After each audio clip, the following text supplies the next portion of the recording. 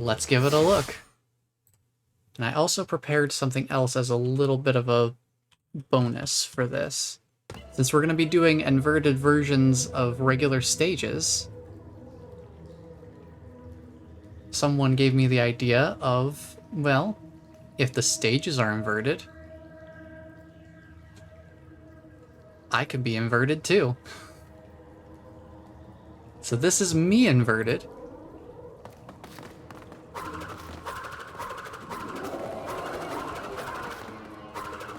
What is that over there? I can see through the wall a bit, I guess.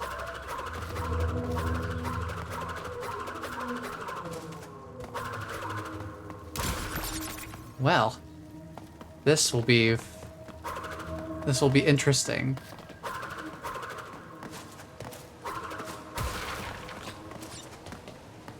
But yeah, I figured it'd be kind of interesting to have the to have me also be inverted, like the stage is. I will say, the inverted versions of these stages do make it a lot easier to see what's happening.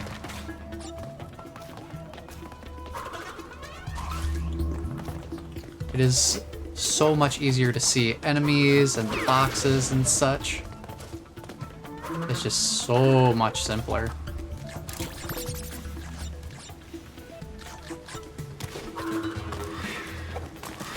The only thing that's kind of tricky is seeing my my alignment circle on those yellow platforms can be really tricky. Okay.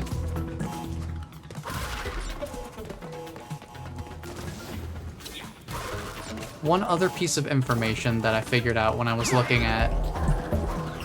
into the perfect emblems, the emblems getting those for perfect runs. And it looks like it doesn't matter whether those emblems are acquired inside of the regular or inverted versions of the stage. So, if an inverted version of a stage seems like it's going to be easier than the regular version, it wouldn't be a terrible idea to use that version, to use the inverted version for the perfect run instead of the regular.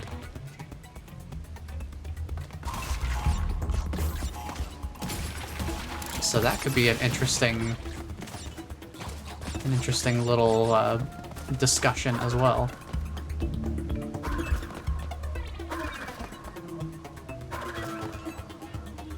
There we go. Alright, we just let this one blow up. But yeah, as we're going through these stages, if the inverted version seems more reasonable to get a perfect run on than the normal version of a stage, we can use that instead, and it'll still count because it only checks whether the level has had a perfect run on it at all. It doesn't differentiate between both versions. Whoops. Speaking of perfect runs, this isn't one.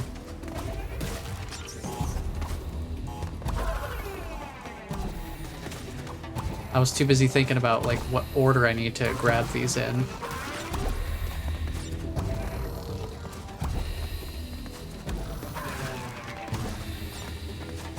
I was thinking about the colored gem platform. Getting the colored gem. Man, I can't think and talk at the same time, can I? I was thinking about the colored gem hint from the first time we went through this stage.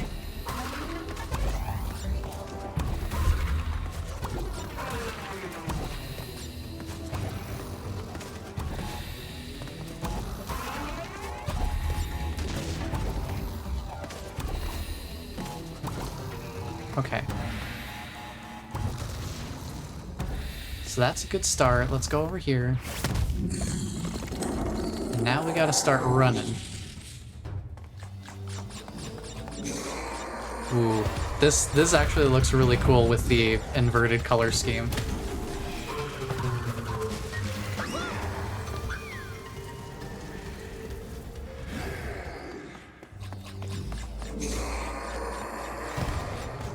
Run, Crash, run!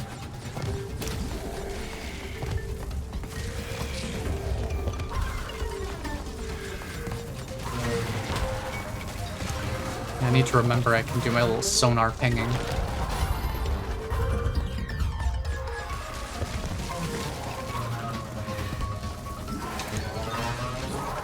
Ooh, that phaser effect is really strong. Oh boy.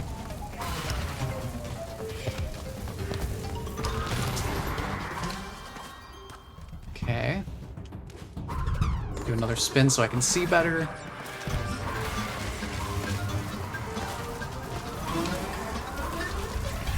Keep on running.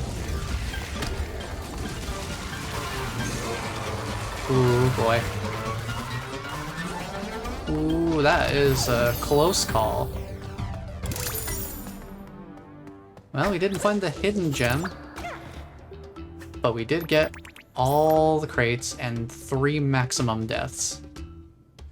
So, not too bad.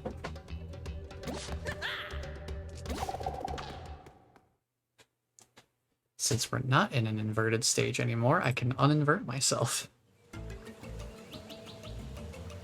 Boink. It's just that easy.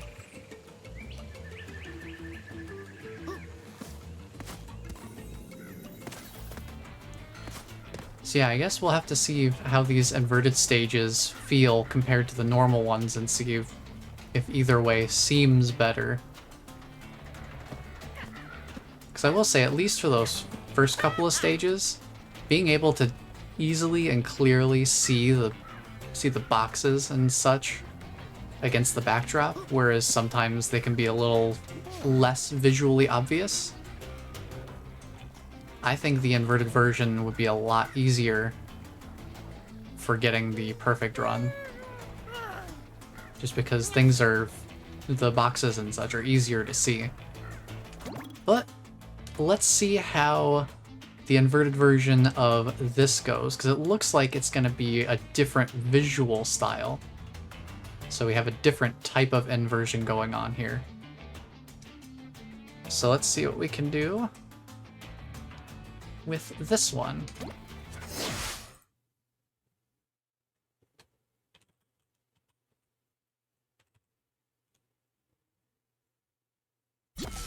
Swoop. Ooh. This is funky looking. Whoa. Oh no. Wait, why did it get darker? Hold on. Why are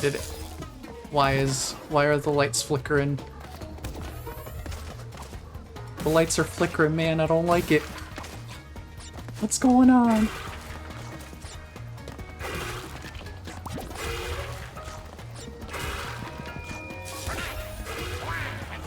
Alright, I need this achievement for actually breaking one of those. Why is the stage getting darker? I'm a little nervous about that. Whoops. Jumped a little too far there. Is this stage getting darker the longer I take? That's concerning.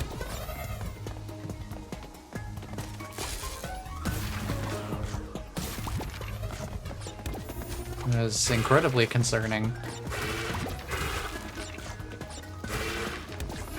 So that means a run through of this stage is just going to happen faster.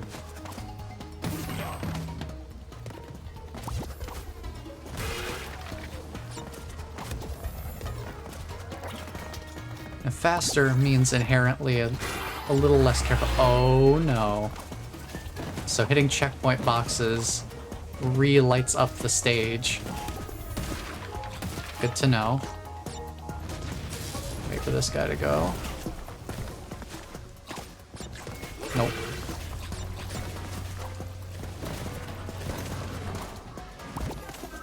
Oh boy, these stages are gonna require me to go a little bit faster, huh? Oh.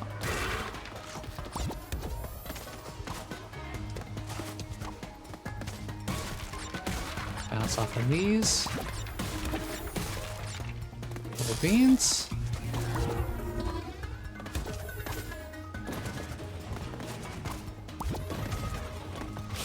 Light up the stage again.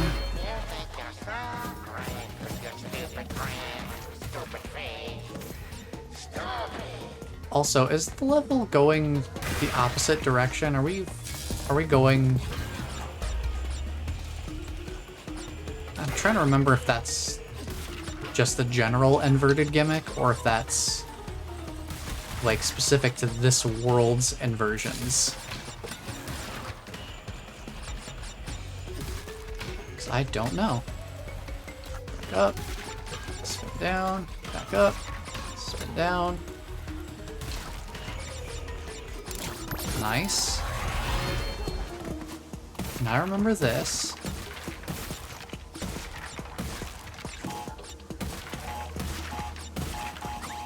Grab this. Ooh boy, these stages are gonna get real scary, aren't they? These inverted mechanics are gonna be funky.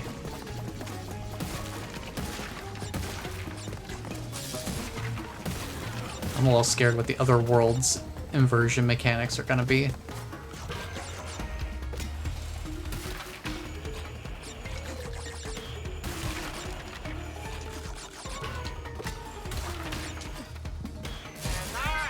Keep on moving.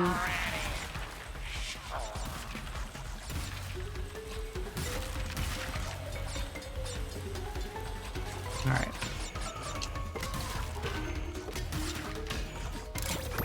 Oh, we're not doing too bad so far, though. I think we're doing a lot better on this than my first time through the normal stage, that's for sure.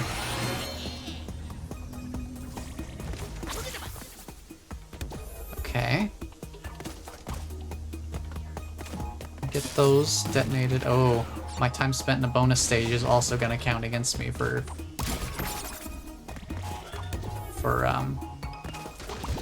lights on time.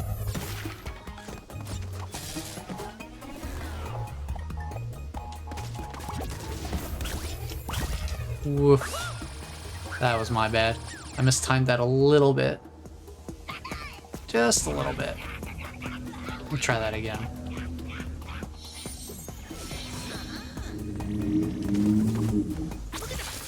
Who's vrooming and zooming out there?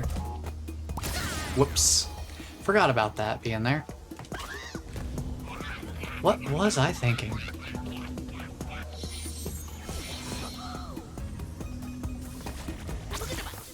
Now let's just do that. Man, I forgot about those. I don't know why the quantum stuff like messes with my object permanence. For some reason, it's like, yeah, I'll just switch over, it'll be fine. I think it's because I'm trying to do too many things at once. My brain is splitting too many different ways.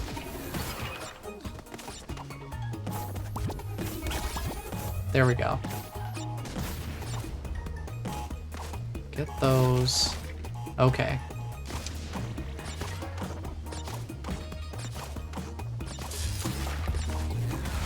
Scrap those. Break all of these. Okay. Okay, that's this bonus stage done. Not a problem.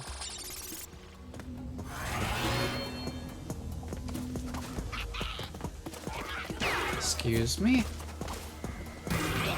So what's going on over here? I don't think I remembered seeing this area my first time playing through the stage. This is definitely different. Excuse me.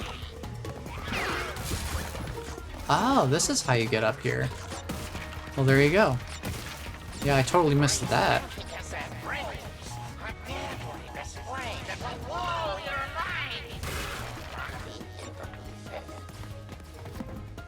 Okay, where are these guys at? They're in that middle part. Okay.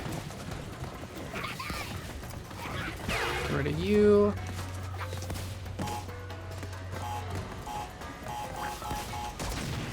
And we're looking at some body slam crates here. Okay.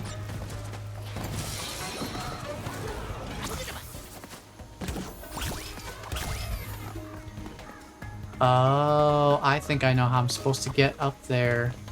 Oh. I will sacrifice myself for the greater good. I see what we need to do there. Okay. Give me a moment to grab all of these.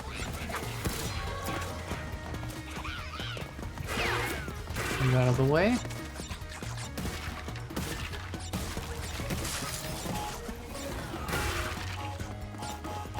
And I'll wait for the sharks to go through again. Excuse me.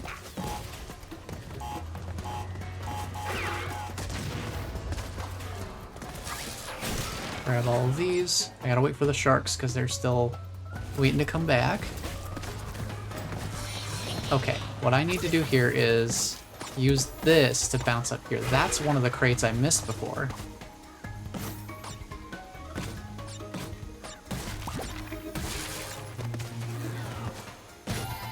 And it is very deviously hidden. Quite deviously hidden. There's you.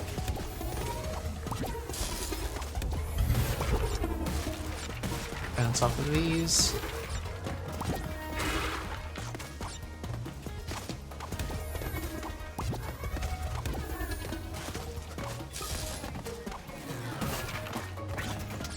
And I think in the regular version there's a hidden gem up here.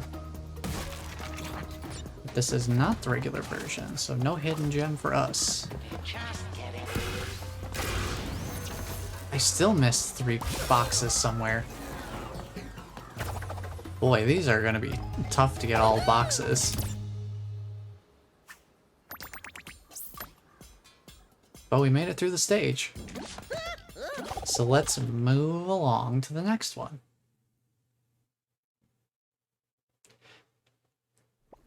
It is interesting they are going to be shaking up the gimmicks, though. Also, we got a new Crash skin. So since we'll be going through the inverted versions of stages, I think we'll, at least for the earlier stages, we'll probably be getting any of the earlier ones that we didn't unlock going through. Because to unlock them on the first playthrough, we'd have to do basically a perfect run. Or as close to a perfect run as we can get without actually doing, like, I think maximum 3 deaths is one of the few that I wasn't able to get for most stages. But since we're going to be going through unlocking a bunch of skins, we'll try them out. All right, Crash Compactor.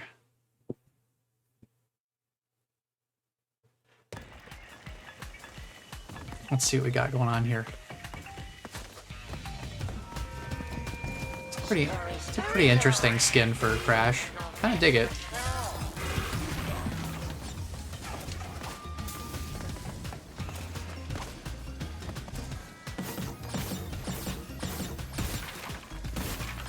All right, nothing above. Good to know. Just had to check.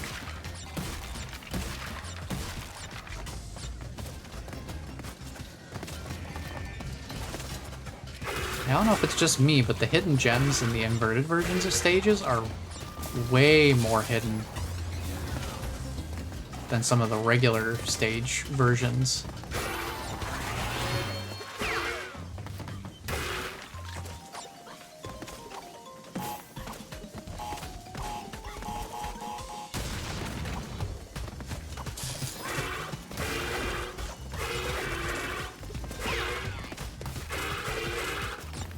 Also, my spin sounds a little different.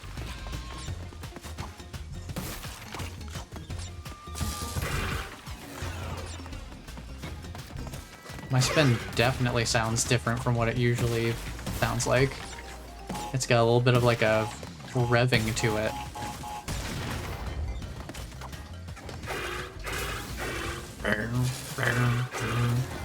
Hello there. Hello there. Welcome on in, Jay. How you doing? It's good to see you.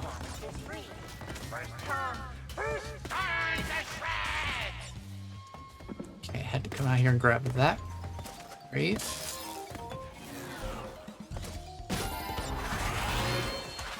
Yes, I've been inverted. As per your suggestion, I have set up a filter to invert myself.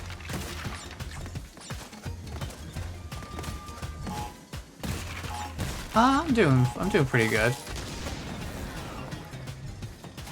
Still trying to kind of process how daunting this is going to be, like going through all the stages and trying to get everything. Alright, well those boxes are gone.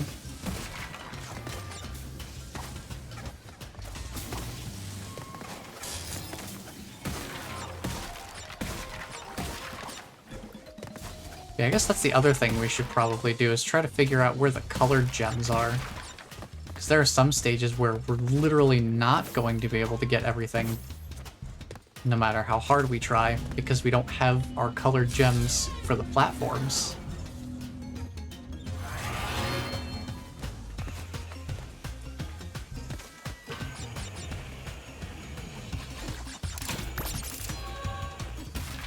Yeah, this game's completion criteria is quite robust, I have to say.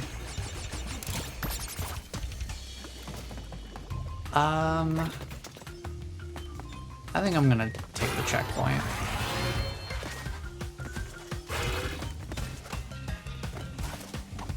Back up here. Grab that. Frank is gone. What is this little space for? I wonder if that's where the hidden gem was in the regular stage. I have no idea. It's been... We've gone through a lot of stages, so it's hard for me to remember them all.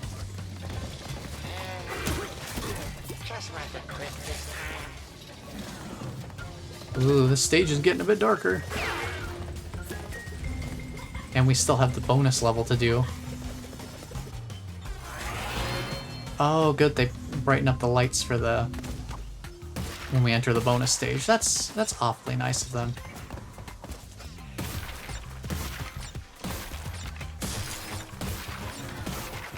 Goodness knows we're gonna need it.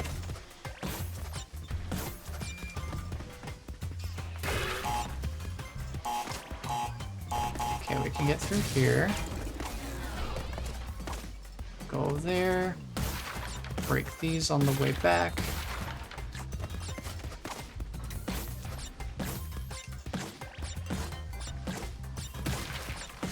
Thankfully, it seems like they're not super strict on how many Wumpa fruit or these like berries that we need to collect to get the meter-based gems. Now, where is the box I'm missing? Aha. Almost forgot about that one hidden off screen. Devious little place to put it.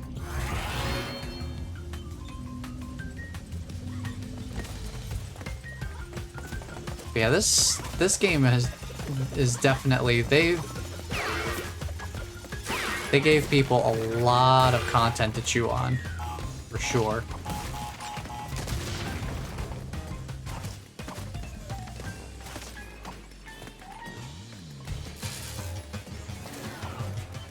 No, bless, I didn't eat a bad banana. I am the banana now. It is me, I am Banana.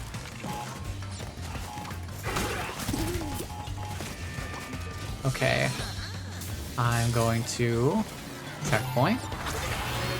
And then there's stuff over here. But hello, Bless. Welcome on in. I am not sick. I've just been inverted. Like the stage.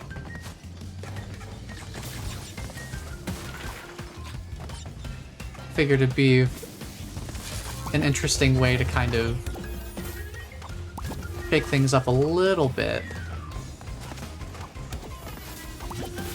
Since we'll be going through, you know, more or less the same stages, just with a little bit of visual change. Figured I could also engage in a little visual change, kind of match it.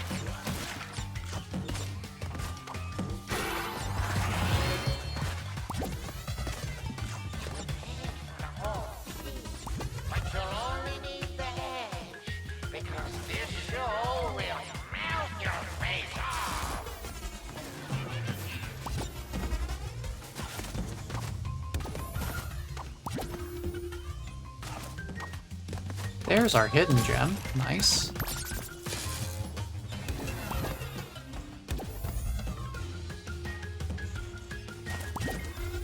Can jump over here. But yeah, so it seems like each world... Ah, we missed one box somewhere. That's unfortunate. I feel like that's going to be happening a lot. But this world has a different inverted mechanic than the first world.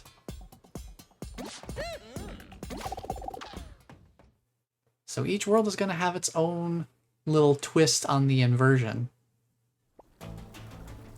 So first world was more like a sonar kind of thing. This one's like oversaturated, slightly wireframe appearance. But the lights gradually go out on the stage. So the stage is just, over time, it gets darker and harder to see. Unless we hit checkpoint boxes. Those will reset the lights back to full brightness. Oh boy. Let's do the normal, let's do the regular stage first, and then we'll do the timeline. We'll do that little timeline stage. So yeah, we are under a little bit of a time pressure. It's not super strict, but it just means I can't take too long if I want to be able to see where I'm going.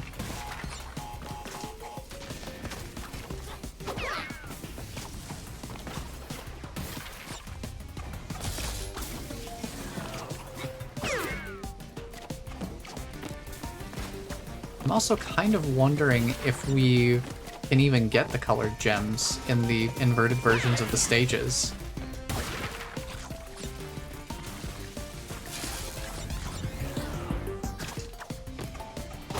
Actually, now that I think of it, this was a stage where we had like a clue or a hint for a colored gem.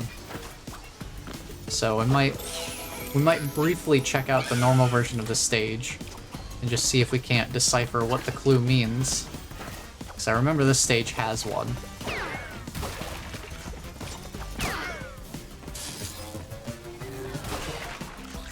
But we'll check out this inverted version first.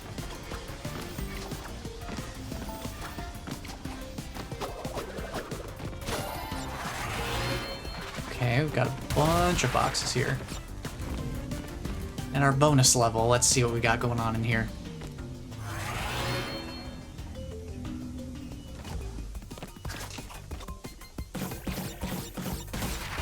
But yeah, Crash 4 is definitely given us a lot. They've made it very robust experience here. There's a lot to collect. This game will last people quite a while, or you know, considering how long it's been since then, probably lasted people quite a while. Let's do it this way. That way I don't activate these nitro crates too early. I can actually break them all before we activate.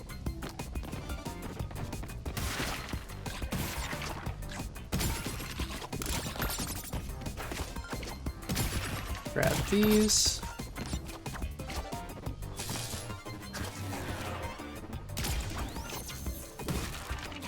And then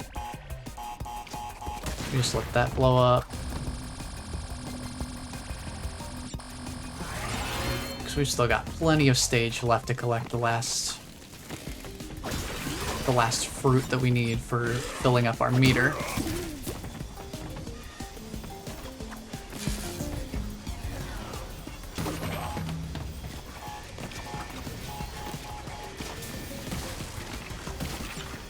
Okay. There's one.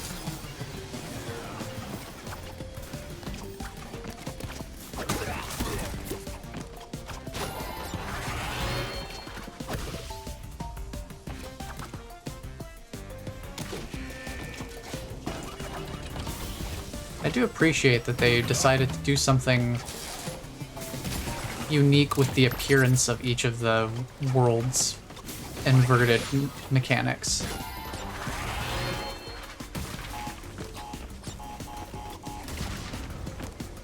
It's not all just the same gimmick over the entire game.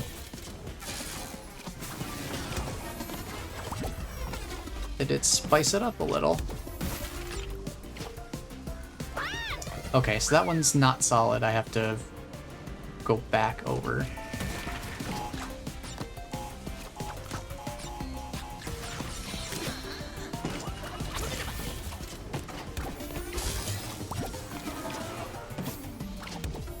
So I need to swap this back so I have something to land on.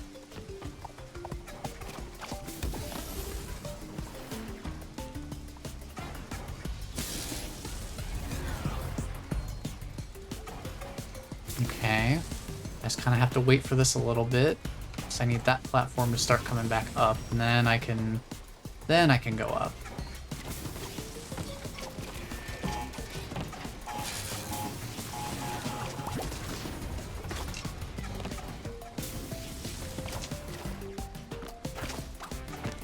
I think I have to jump from here because I get a little bit more height. Yep, okay. I think that might be a little bit too risky for me to do without taking the checkpoint first. Alright, wait for this. So if I jump too early, I'm gonna hit my head on that nitro crate. Definitely don't want to do that. That takes us back down. I'm not gonna make that jump.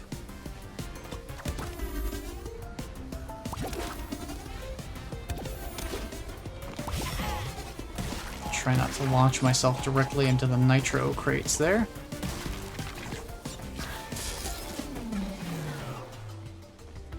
Ooh, the lights are going out though.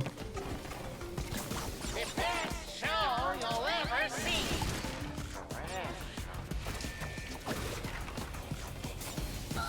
Well, fire. Fire does tend to hurt a little bit.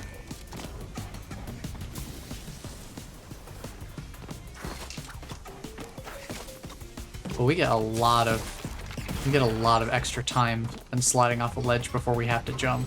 That is pretty nice. Alright, let's make this a little bit more expedient.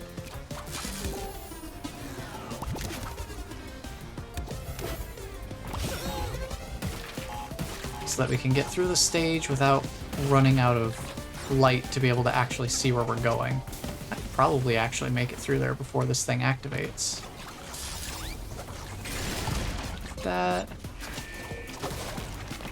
That one I can't because it shows up earlier. Okay. It is very dark. those. Alright. Are you ready? I am ready. You Alright, time to go. Here we go. We running. We rocking. We rolling.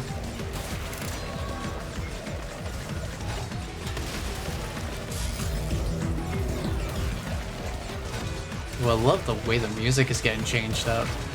I'm rolling as fast as I can.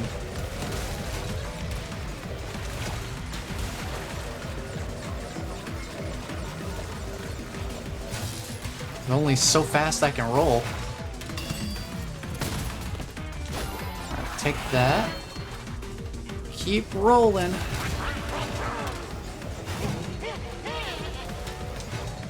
Whoops.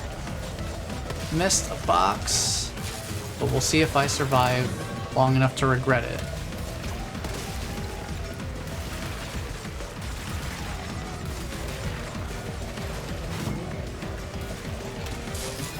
See, this is where we play a little bit of Limp Bizkit. Because all we gotta do is keep rolling. Keep rolling, rolling, rolling, rolling.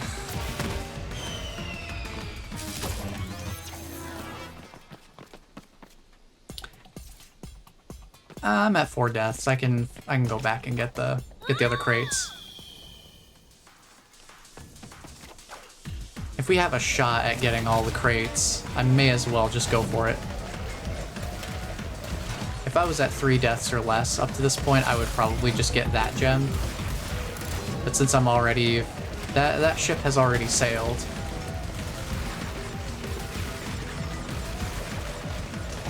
So I'd rather try to get all the boxes.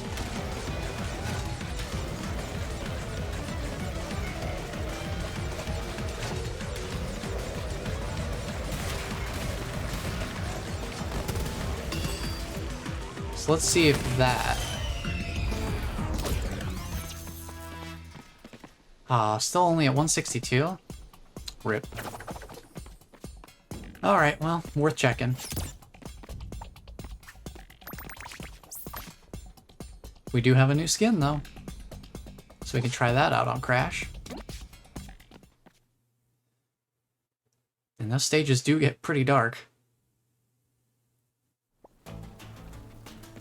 But now we've got the other version of the stage. With this. This is a skin.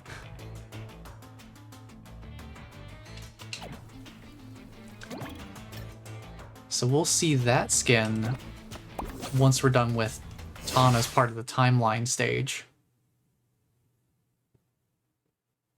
He is rather groovy looking.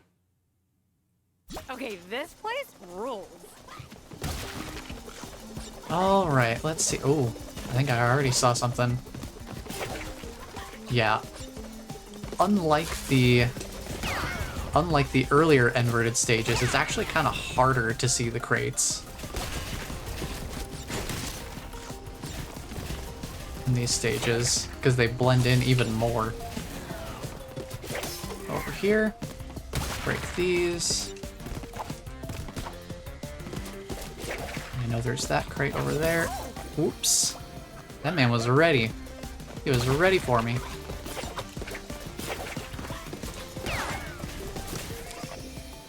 Yeah, I forgot there's 3 of them. There's 3 sharks on that one.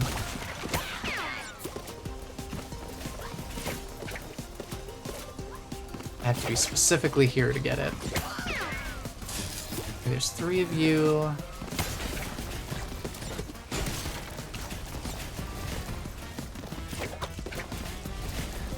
Sometimes the auto-targeting is a little funky on these crates. Come on.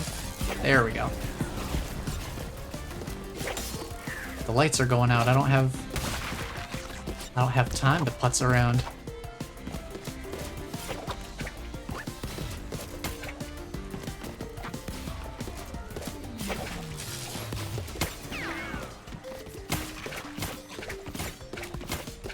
Maybe retro applies better. No, it can be groovy and retro at the same time.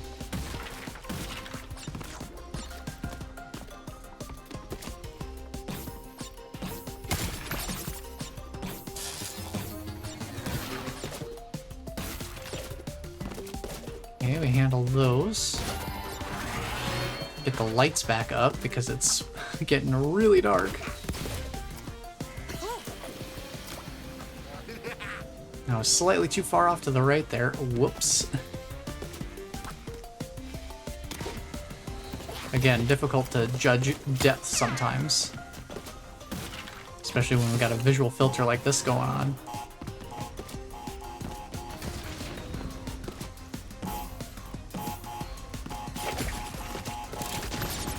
Try and dodge that.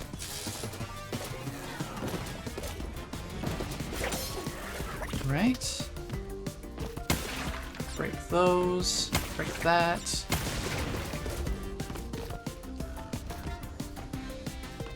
It's just random little crates off to the side.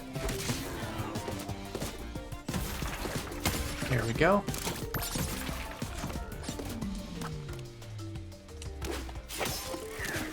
Here. Make sure we get rid of that guy, then I can grab this box. Actually, before I go up, is there anything down below? No, it doesn't look like it.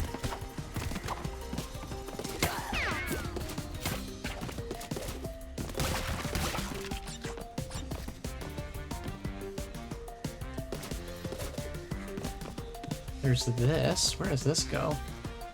What is back here? Is there something back here? There we go. Yeah, just two boxes sitting back there. Really tricky to spot.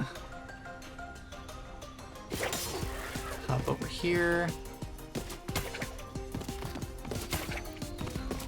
Try to line up this shot. Alright, light up the stage a bit more as we head inside. Whoa, rad chainsaw. Sorry, buddy. No more chainsaw for you. Well.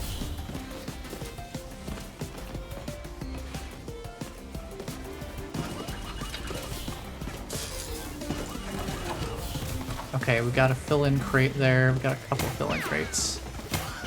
Take these guys out of the safe distance. Attention minions. The Bandicoots are inside. Okay, let's see. The Doom Ray. That looks like the way forward. There's a crate all the way out there, just way, way back there.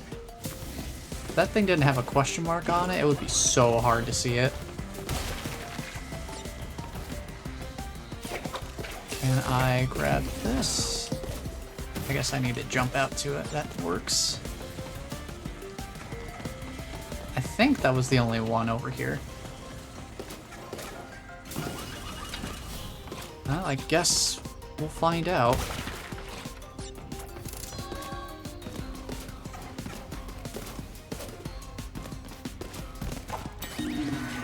All right. It's time for Keep Rollin' Part 2.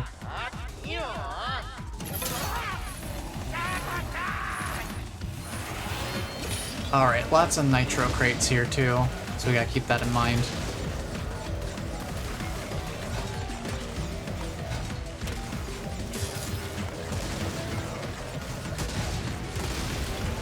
Yeah, the timeline version of this level just has a lot more nitro crates going on.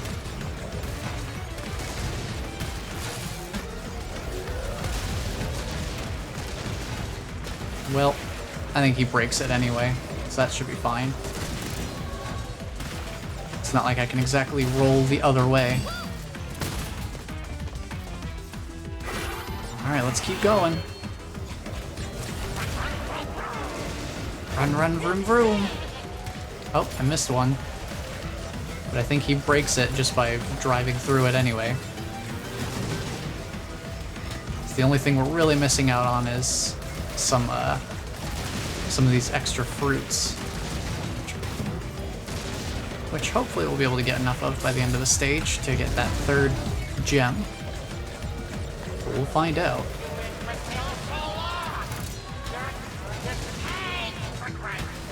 Yeah, he breaks some. Sound like we got that third gem. Alright, nice. And we only died a maximum of 3 times. So the only one we're missing here is the hidden gem. But I'd say that worked out pretty well.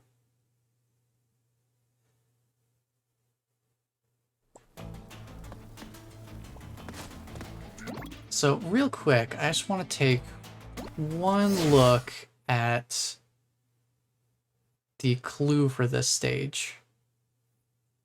Because there is like a little visual hint not too far into the stage.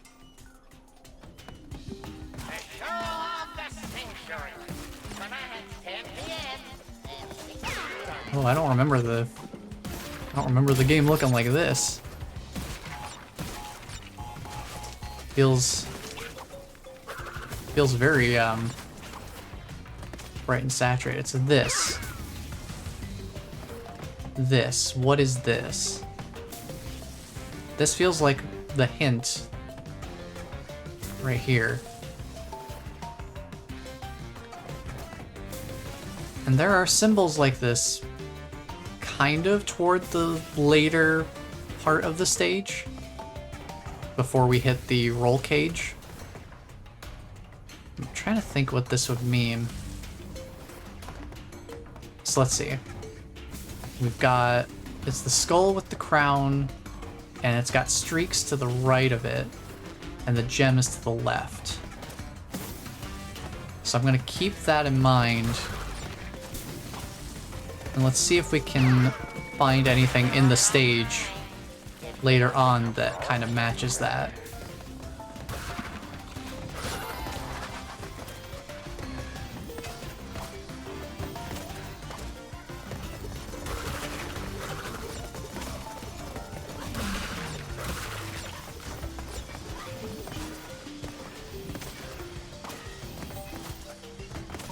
You can also grab this flashback tape, because we didn't get it before.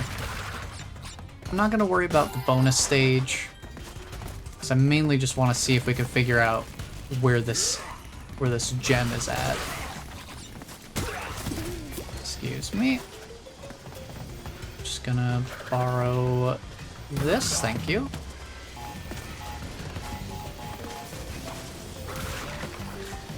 Alright, let's keep on moving through. Prank! Prank! Spectacle so incredible you won't believe your eyes. For real. What failing eternal order. Ah, isn't he just a charmer? Engine sure knows how to hype up a show.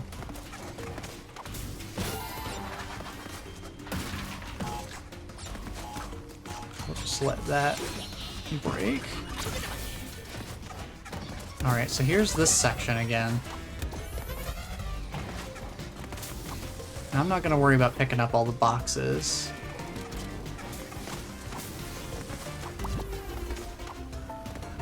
There is that gem up there, though. So we should grab that.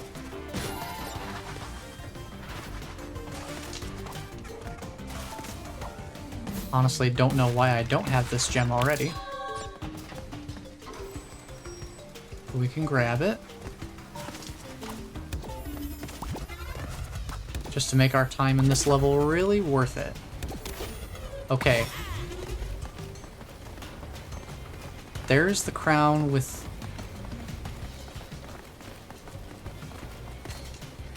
There's the crown skull with the streaks to the right. Which means there should be a gem in something to the left of it?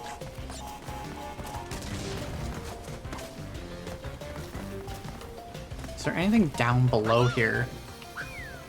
Okay, so that rope, that third rope. That third rope is something to keep an eye on. So there's fire.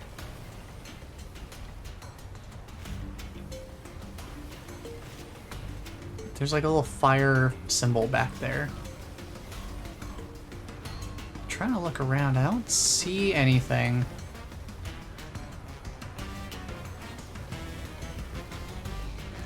Try to look up above, maybe.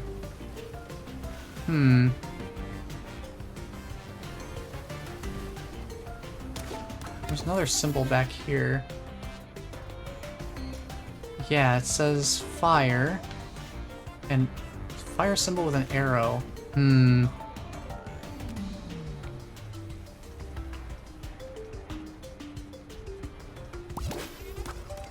I'm not sure how to interpret this.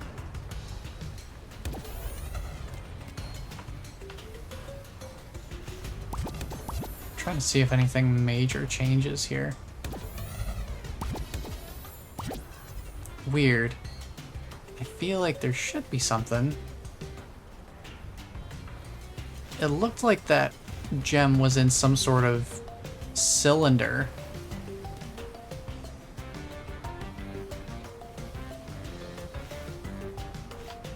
Maybe...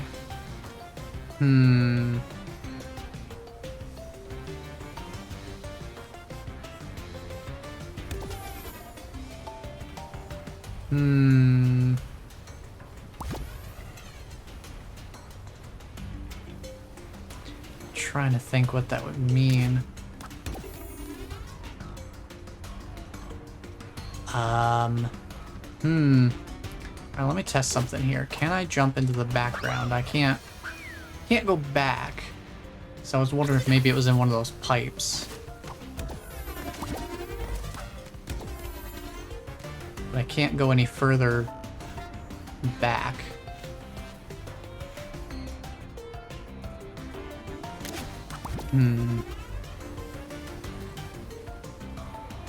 Because I think the only colored gem we have...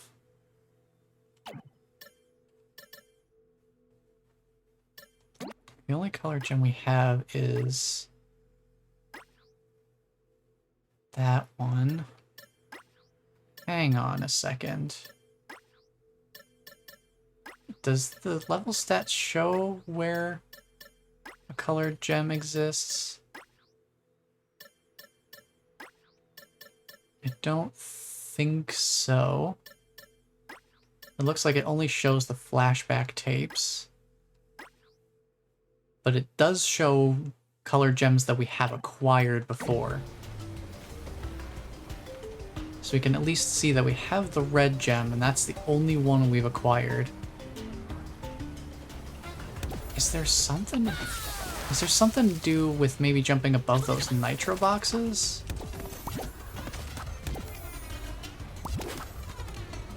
Is it like up here? No? Huh. I feel like there's something to this though.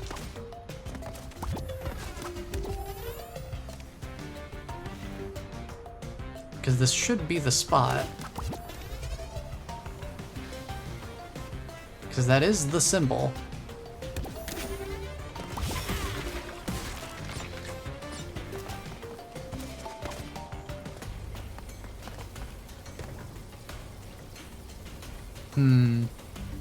Let's explore... Wait a minute. Wait a minute. I see something. Hang on. Man, it looked like there was a platform down there from over on the right side.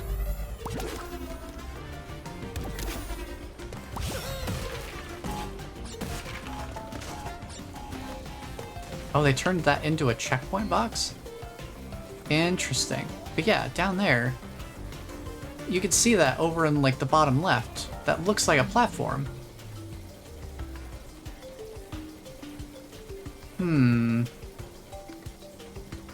Can I... No, it won't even let me slide off this platform. This is a solid invisible wall. And that's just death down there.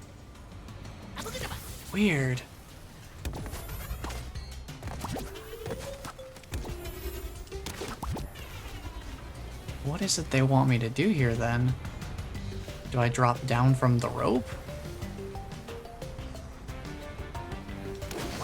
Do I drop down here? No?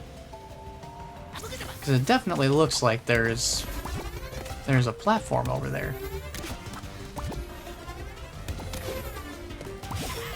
I don't know if that's just a coincidence that it looks like that, but it looks like there's something over there. That looks like platforms. Maybe that's from an earlier part of the stage. Could be. Could be.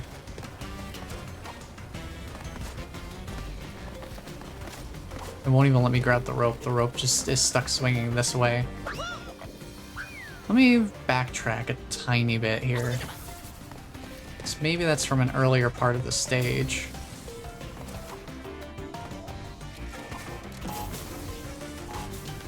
I'll try to land on something. I can't see very far below me though.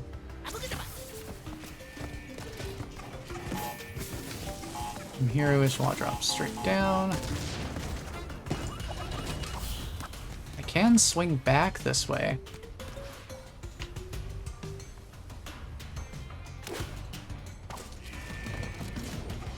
No, doesn't look like it's from over here. If anything else would be farther above. Huh. Well, there's another one of that symbol right here.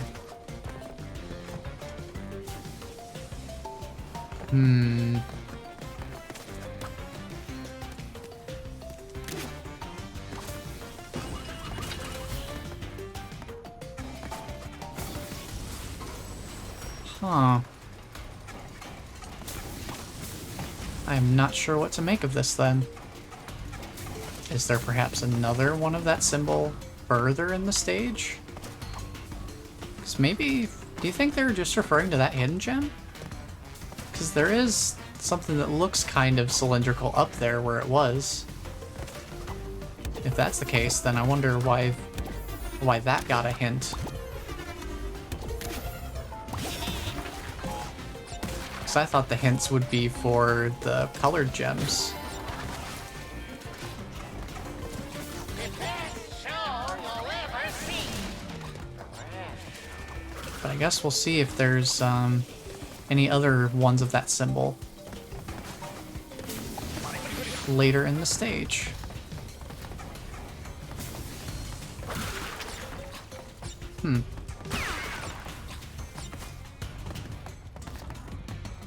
No, I don't think there is.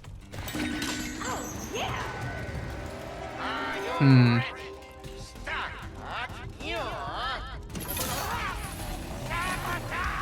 I guess we'll just keep rolling.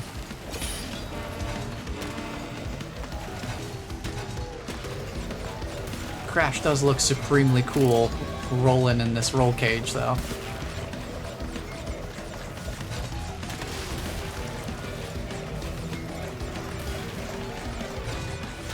I'm trying to think, were they just referring to the hidden gem?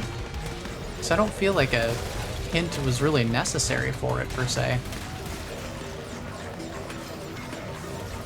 But I guess we'll finish out the stage and then keep checking out the inverted ones. So unless there's something hidden in here. What is that? What? Why is there an RC car?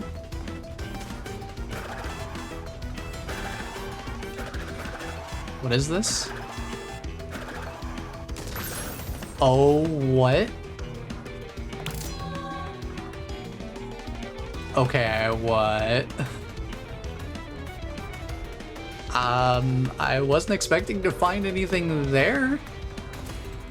Okay, I don't know why that was where it was. I don't think I quite understand how the clue was meant to lead me to that. And the only reason I found that was because I was in exploration mode in my brain rather than run through the stage, get away from the giant truck. But hey, I mean, mission accomplished, even if it was in a way I wasn't expecting.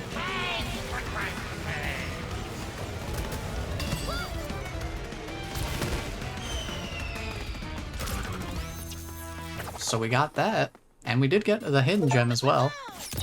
So that's helpful. And we got the flashback tape, right. Let's keep on moving then. Was not expecting to find the green gem there. But now we've got it.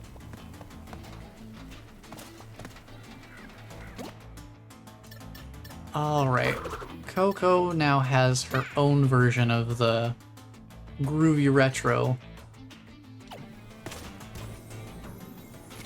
So that one was the engine boss fight, so now we're on to the Pirate Land.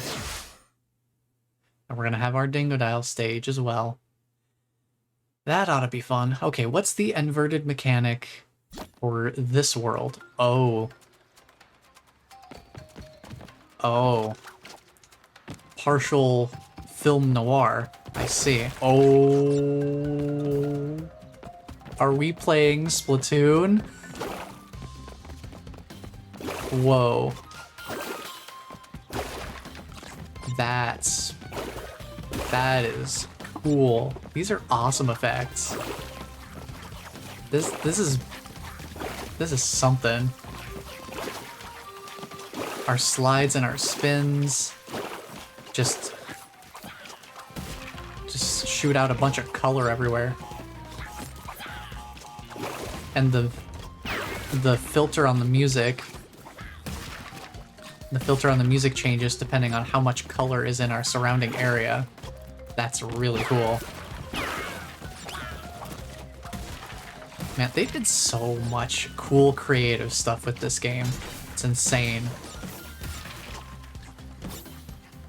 And I feel like it's even more fitting that we're in a bright, colorful outfit, spreading bright, colorful scenery everywhere.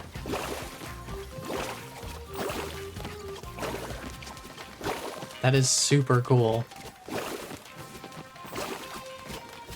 Oh, the fire on this, on the flame crates is still black and white though. This is wacky.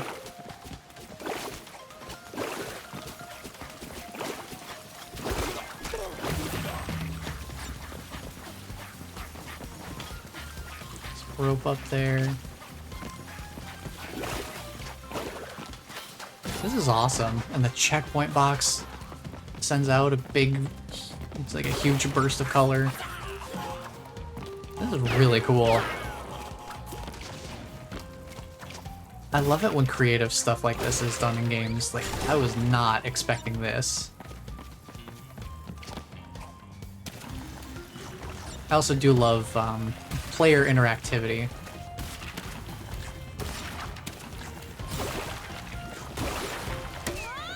Oops, I did not see that coming. Kind of hard to tell where things are in black and white, as it turns out. But the stage stays colored? Interesting. Yeah, the stage stays colored even when we die. So it doesn't revert the color. Interesting.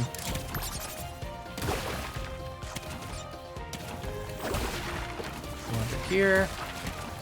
In a certain way, it kind of makes it easier to tell where the boxes are, because the boxes retain their color.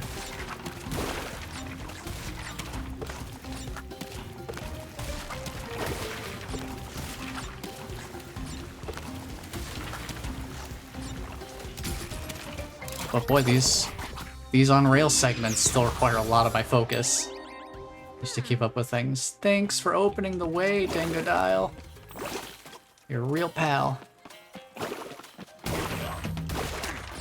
Wait for you to go by and boom.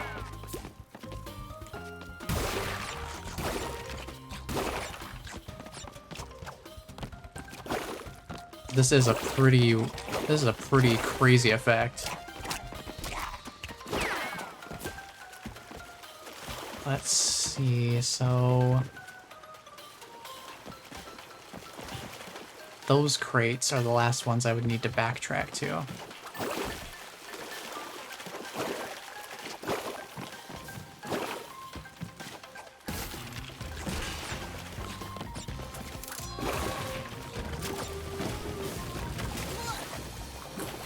I was thinking about jumping, but I thought too much and acted too late.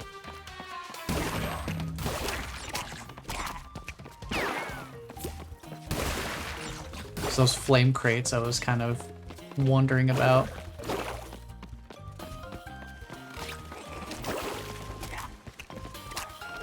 Wait for you to do your business, and then we'll just move right along.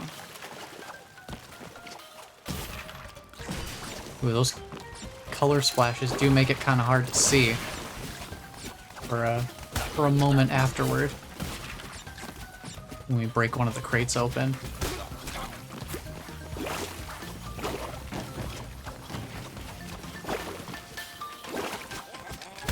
Okay, let's grab you.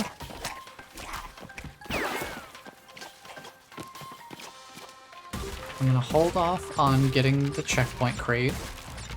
Oops.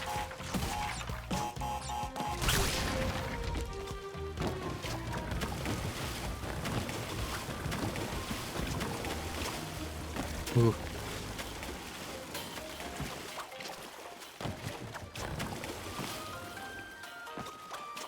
Okay, there's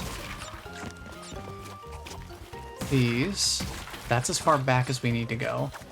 So then we just get those ready to blow each other up. And we head back and grab the checkpoint.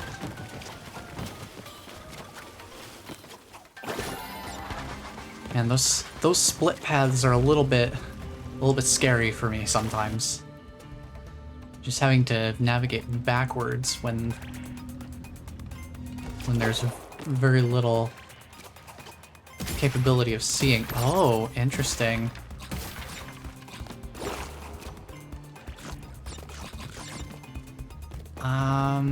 I don't think I want to get that. Let's let that blow up. And then we can grab these. Do that. Have to come back for that one, and that one.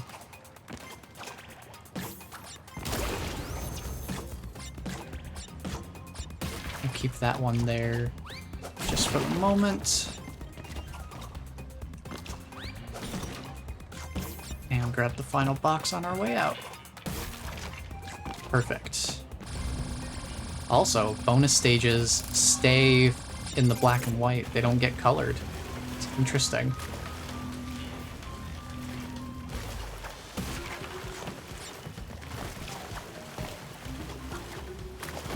It is fun that they've made the bonus stages a little bit separate.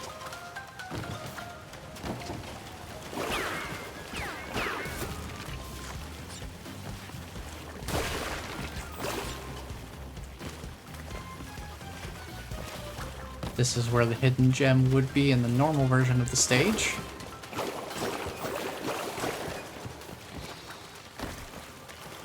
But since we're on the inverted version, we don't get one there.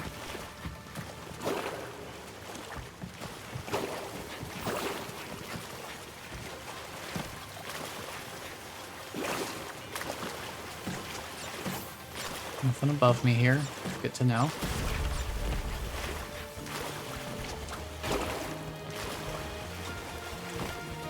Head over here. Take care of this guy. Nothing above me in this area either.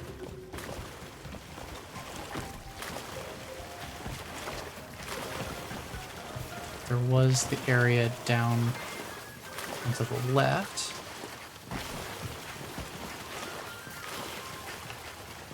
Which has some boxes.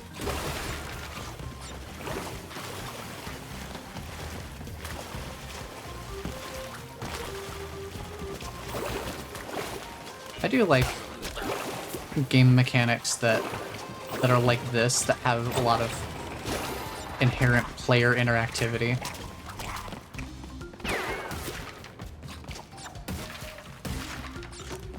It really gives that feeling of having a major impact on the world around me. Even if functionally it doesn't really do too much.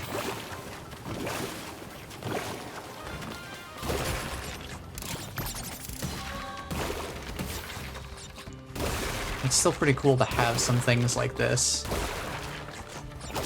Oh, we missed one box somewhere. That's always unfortunate.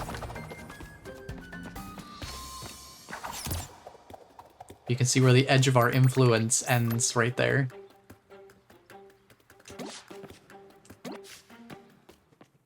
Now it's time for our Dingodile timeline stage. I'll switch over to Crash's pirate captain outfit. All right, Dingodile, let's go. I wonder how far he's going to be able to spread color whenever he launches an explosive. That'll be interesting. Feeling I'm not in the bayou no more. Whoa.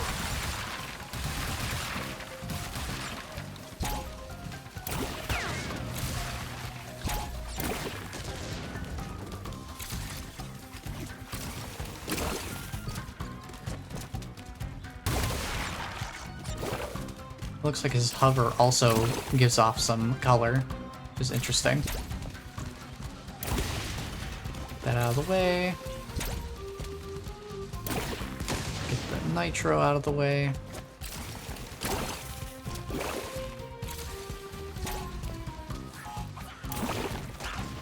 Somebody over there had a bad time. Shot that TNT at somebody.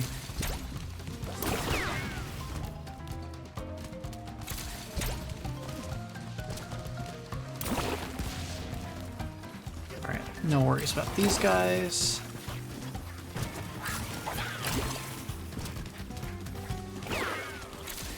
Let me get this gate out of the way.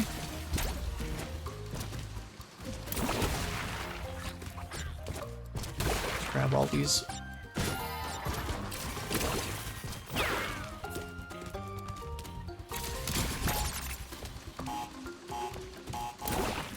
At least with this inverted mechanic, we don't have to worry about how long we're taking in a stage. Like the previous world, where we were kind of on a soft time limit. You smell good enough to eat. Trying to look in the background and see if there's any crates I miss. Alright, give me another one of those barrels so I can blow this open. And now we are on to the extra version of this stage. And the stage we just finished, but now with some remixing to it. Look up there. Do you see the crate? That is very, very easy to miss. Stuff like that is why I'm probably gonna have to go over each of these levels with a fine-tooth comb and just make sure we're absolute certain that we're not missing things.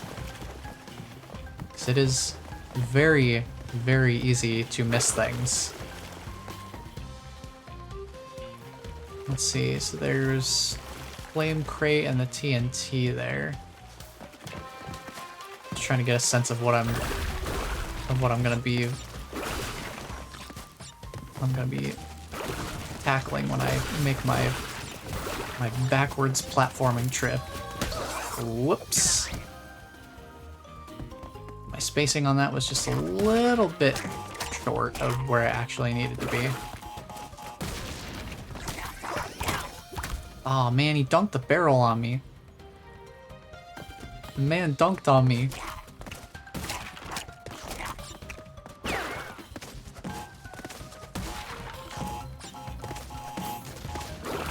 Okay, so that's probably how I'm supposed to get up there. Just to bounce off those TNT boxes.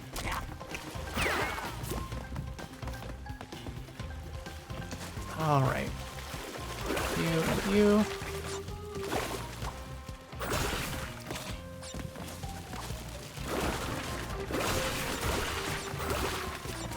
Let me actually make sure that I'm bouncing off of these guys properly.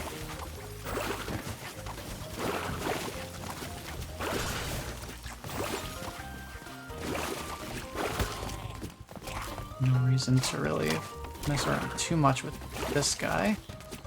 Really need to get rid of that guy. That was a little risky. He was just about to turn around on me. And that would have been a problem.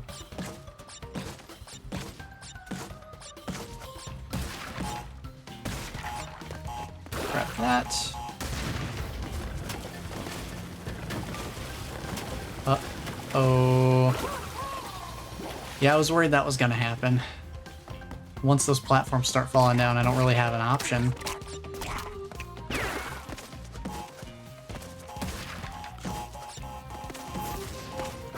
I would consider taking that safety checkpoint.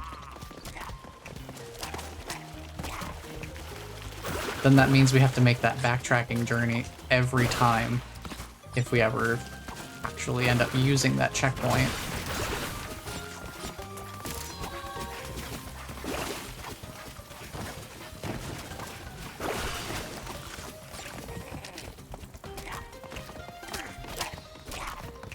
I suppose the least I could do is this. Is get the boxes from up here. And then once we're done with these, then we go hit the checkpoint.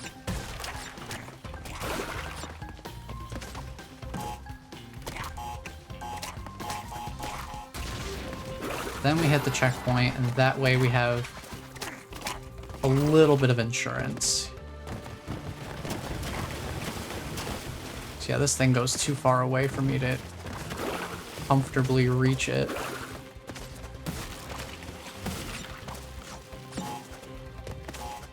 I want to try and get all the boxes if we can. So if we end up with one box missing again, it's going to be tragic. Here's the other nice thing. We do have this bonus platform here, so this acts as a checkpoint box in its own right. Okay, I see. I see that up there. So we'll remember that.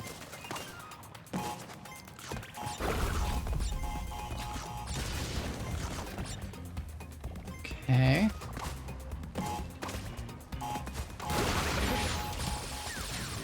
This part's gonna be a little tricky, because I can't remember how I'm supposed to tackle this.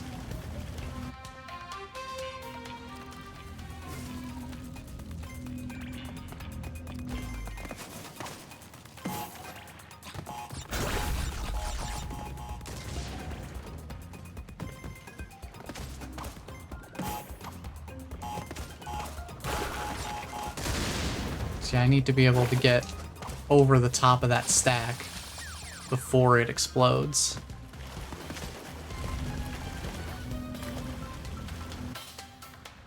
Yeah,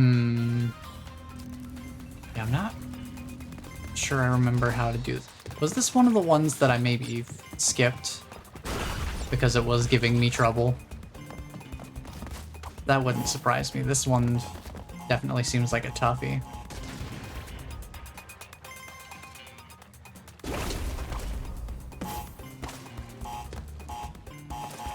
Maybe just, yeah, it blows up the whole stack. So I can't do that. I have to extract those boxes from in the center. But how do I get back then? How would I get back in that case? I have no idea how I would even get back. Because so I need to get from here over there. Do I have to thread the needle? And like jump between them? With a well-placed spin?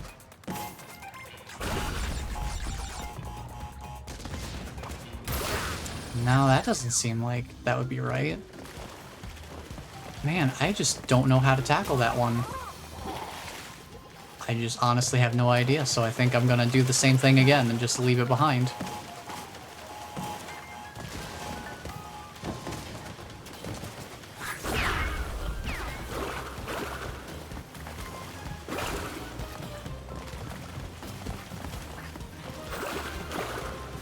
In the interest of continuing to make progress.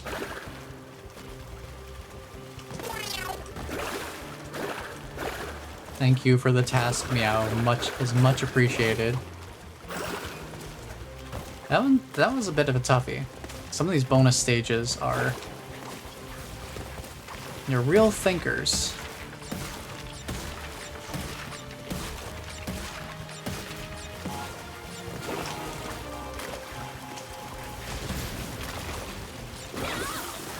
But perhaps those bonus stages are a bit too big brain for me to fully comprehend right now.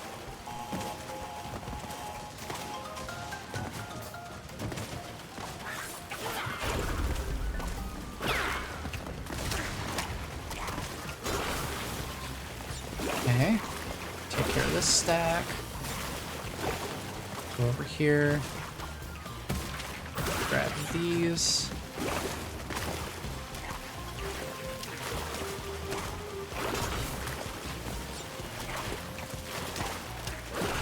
That.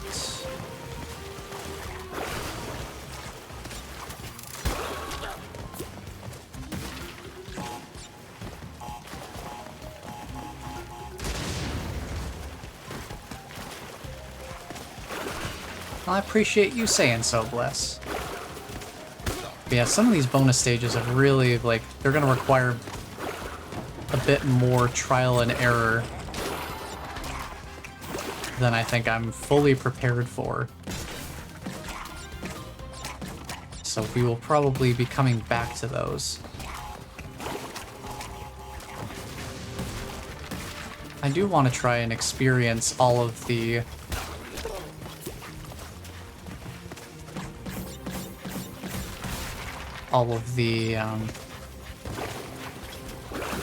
inverted stages, though. So in the interest of keeping that side of things moving along,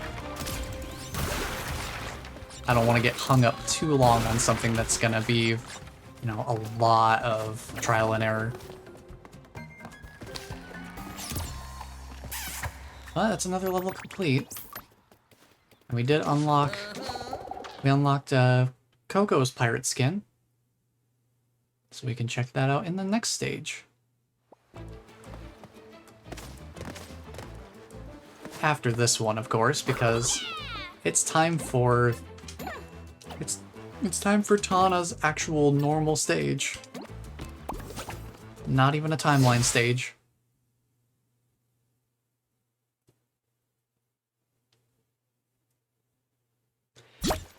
Ooh. Okay, so I think on this stage I missed one crate before, and I think that might have been it. But let's see. Oh, that grapple is... That is some fierce color animation. Okay, I can't go that way. Had to make sure.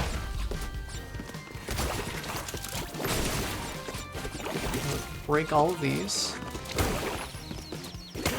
Make sure you're stunned before doing that. Get rid of you.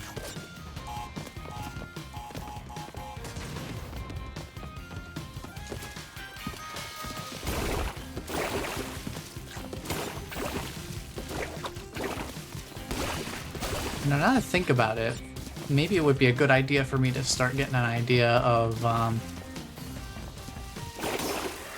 what our next game is gonna be once once I've reached a satisfactory finishing point for Crash 4. Because I think I have some ideas written down. But I am also curious if there's anything specifically that sounds like, oh yeah, that's something that we would love to see.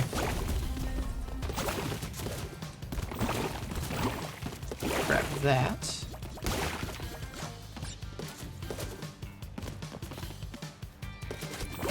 I don't remember exactly what's on my list right now. I'd have to go look. I didn't put a super huge emphasis on having a backup game right away because I knew there was gonna be a lot to work through with Crash 4.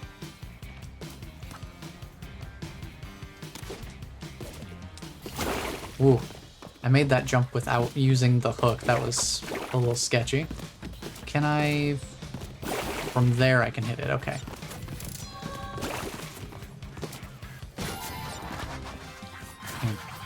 I'll leave this running for a second. Let me see, what do I have written down actually?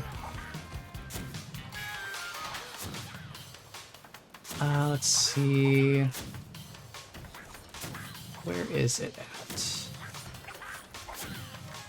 Oh yeah, I forgot. I do have a Sly Cooper game that I've never played. I remember we were... At one point, I was going through... I think we played Sly 1, and we got partway through Sly 2.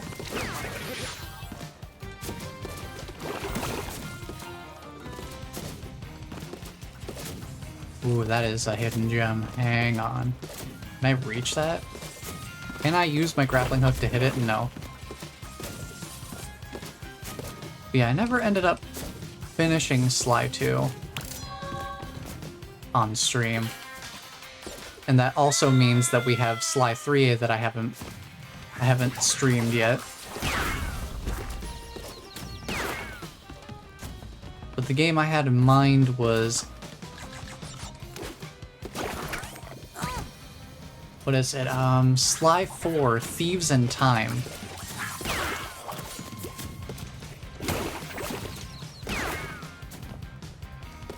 That is a Sly Cooper game that I've never played. I've never seen anyone else play it, so it's a total unknown for me. But I do love the Sly Cooper games, so that could be an interesting option.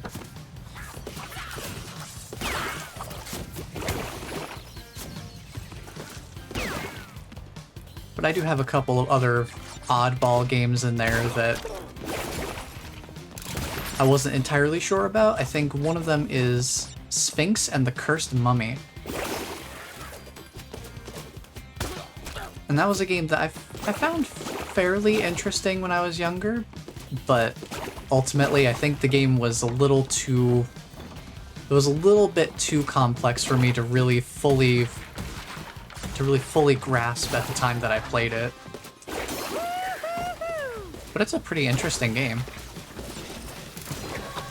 Ooh, I need to get out of there because that's one of them falling platforms.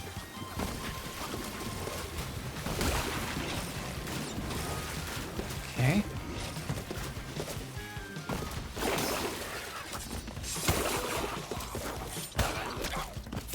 Yeah, so those were a couple of the ideas I had written down as far as long-running games.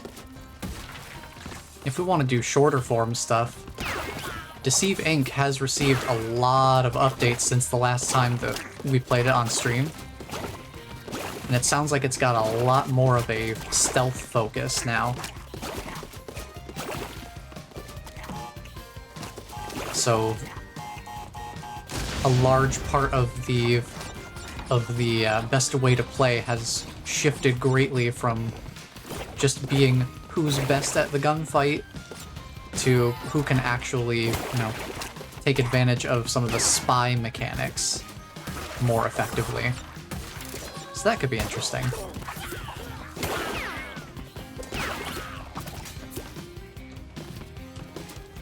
Go over here, grab this. Make sure I'm lining up my jumps.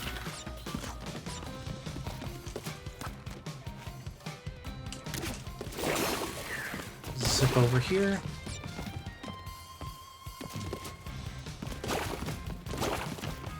Nothing over there. We've got a couple things going down here, so we'll see.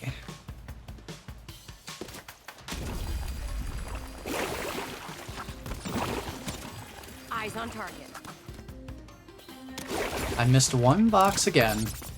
Where that box is, I have no idea. But at least I'm consistent.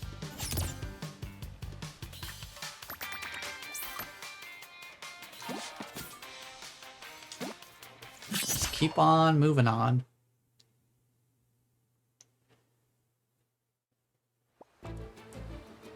So I'm not entirely sure how I want to approach the skins now, because now we're going to be one behind because we have a new one for Crash, but we haven't seen Coco play around in her pirate outfit yet.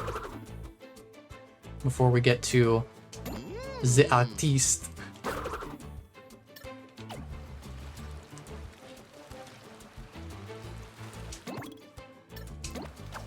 Yeah, we could check out Deceiving and just see how that looks, because that's something I feel like we could pretty much always have that on standby, because it's very straightforward to just boot it up, jump in, and see what's going on. And it's not like we have to necessarily commit to anything for it.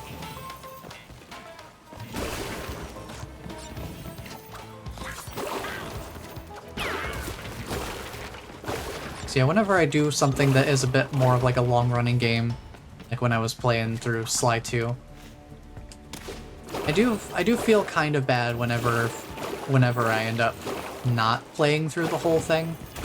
But I feel like there's usually a reason that I don't want to stream it at that point. Just like the way I play sometimes doesn't feel like it's super entertaining on its own, because I'm very collectible heavy. So I spend a lot of time doing things that a lot of people would probably find more on the mundane side. But for the sake of collectibles, I'm like, yes, I will do this. Because sometimes mundane is fun to me. I guess it's just something where I don't have to think too hard about what it is that I'm doing, because it's not something super execution heavy. It'll just be like farming levels in an RPG or something. And it's like, probably most people wouldn't find that sort of thing fun to watch all the time. But it's something that I'm totally okay doing on my own time.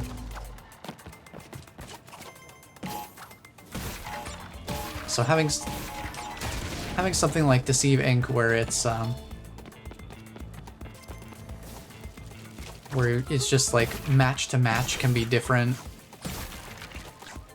and it's not like a super long time commitment. That definitely makes it a nice go-to option and have it available.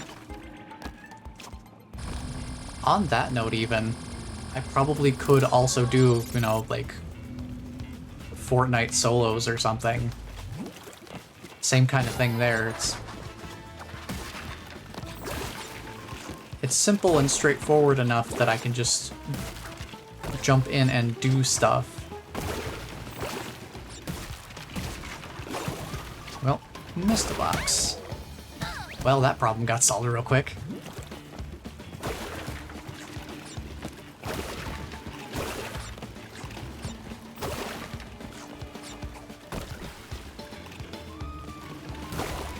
But yeah, like I do have some ideas for long-term games, but I do also like to consider what other people would want to see too, and see how much that aligns with what I would find interest in streaming. Because that's the real trick, is trying to balance both.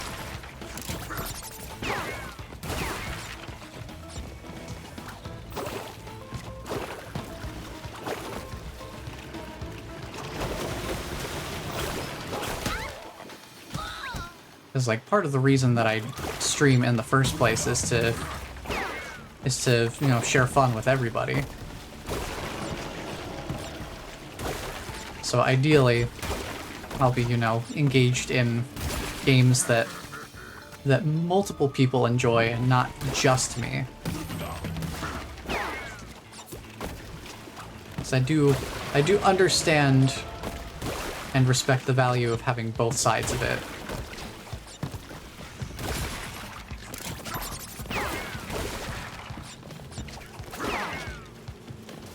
Let me focus for this part real quick.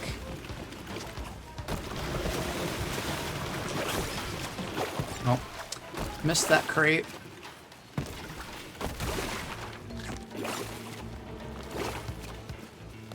A little unfortunate, but I do not want to go back for it.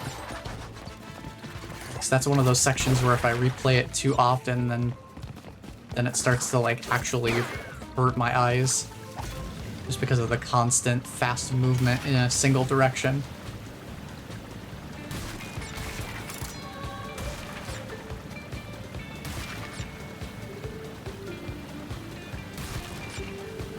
But yeah, that's why I've sometimes do stuff like the Ape Escape challenge runs and things like that. Oh, hey. This is where our green gem goes. This is my first time going over here, and we're doing it in the inverted version, but, you know, it'll give us an idea of what to expect in the normal level as well.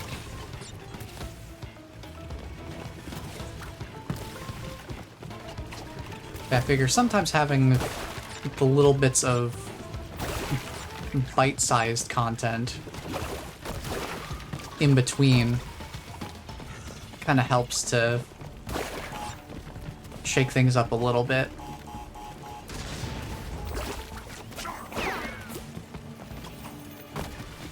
So yeah, sometimes long-form games are fun, sometimes the shorter stuff just lends itself to a more casual atmosphere. Because with something like Fortnite, I've gotten a lot better about not worrying too much on how well I'm playing.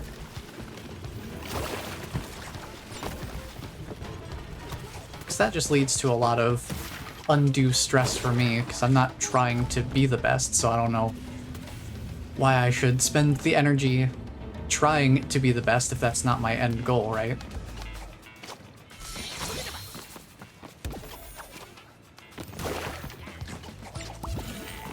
So I've been trying to do a lot better with that in multiplayer games, just playing for the fun value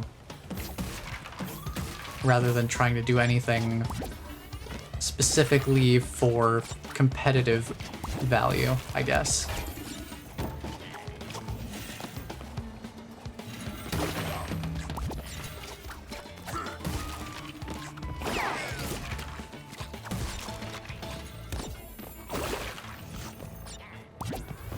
I will say though that with stuff like Fortnite, it is a lot more fun playing that with friends, because we're all able to kind of be like, okay, we know why we're here. We know what kind of vibe we're here for.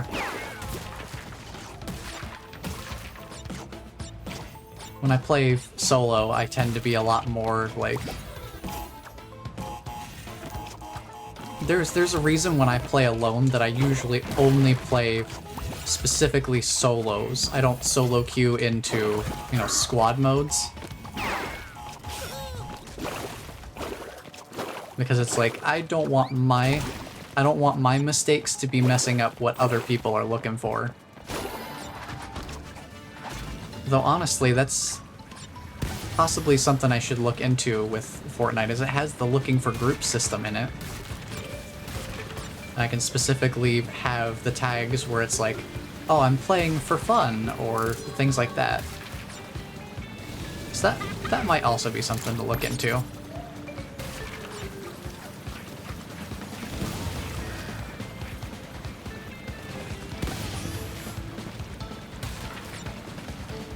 But yeah, I'm just a lot more comfortable operating solo. And with Fortnite, when I do play solo, I tend to play in more of a hunker down and stay quiet for as long as I possibly can. I usually end up playing that sort of style.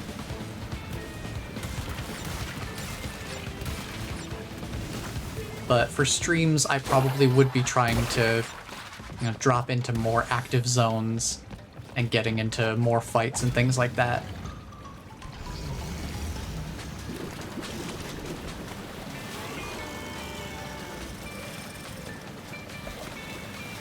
Just because I think stuff like that will be more fun for everybody. So when I am playing in that kind of like hide and wait style, it is very tense. And there are times where it can get kind of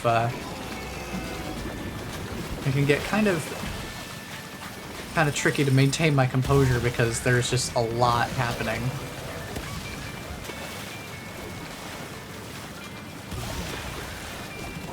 Ooh, that one almost hit me.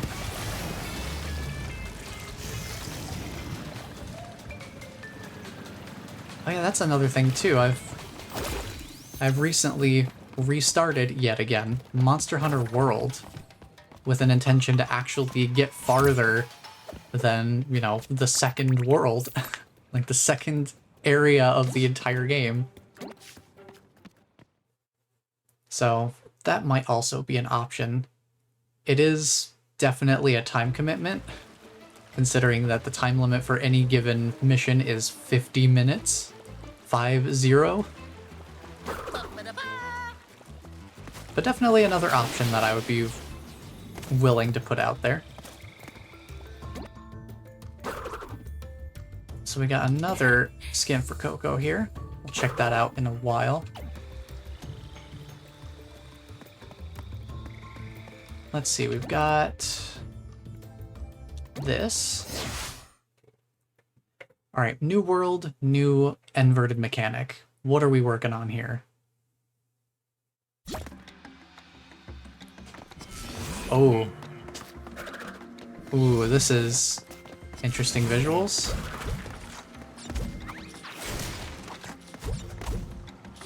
Oh, my jumps have a weird sound to them. Okay. Weird. I wonder, is this one just a visual filter gimmick? Or are we gonna have something that affects gameplay too?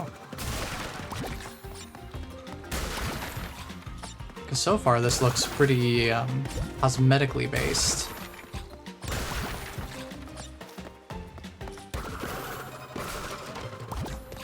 I still love that effect on the music whenever I'm in the spin. It really sells the intensity of the constant spin. It's nice.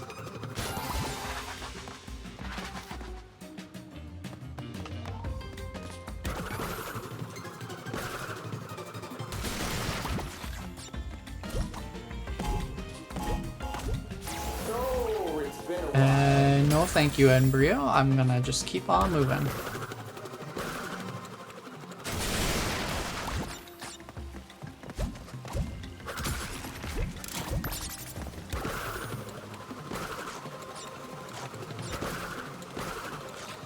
Grab those.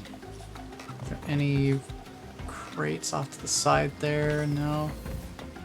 Seems all good. Yeah, there are definitely a few different options I could consider for a little smaller in-between games, too.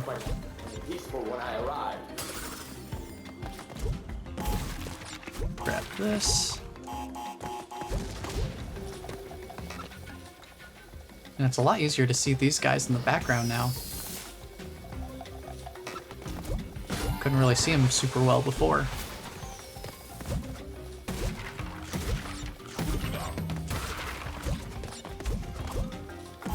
But yeah, so for short-term stuff, we've got... Oh, I see that up there now. Oh, I see... Oh, wow. I just saw a couple of things. Hang on. Give me this. There's that, first of all. And then there's that up there. Wow, that camera angle was super helpful.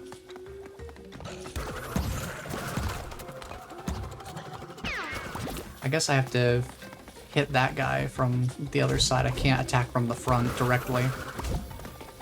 Maybe that's the problem I've been having. Grab that. Let those blow up. So yeah, for short-term stuff, we've got Fortnite, C-Bank, possibly some Monster Hunter World. Got a few different options for that. Yeah, I have to grab those guys from the other side. Longer-term stuff, a couple options. As far as Sphinx and the Cursed Mummy goes, I think that one, I don't know if I would commit myself to a full playthrough of that game, because if I remember correctly, that game can go, that game can be a really long playthrough if we're going for even just overall general completion. But it's definitely got some interesting stuff to it that would be worth seeing, even if we don't go through the entire game.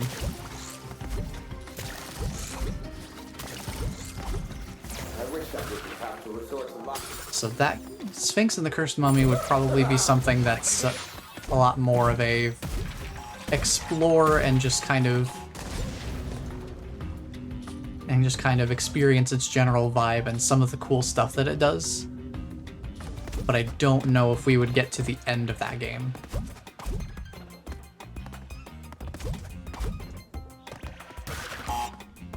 Just as kind of like a heads up.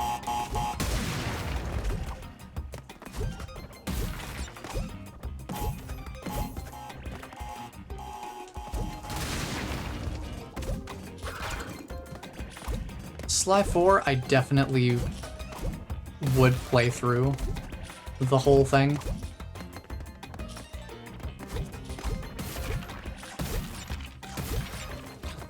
I might, for the sake of, you know, stream stuff, I might,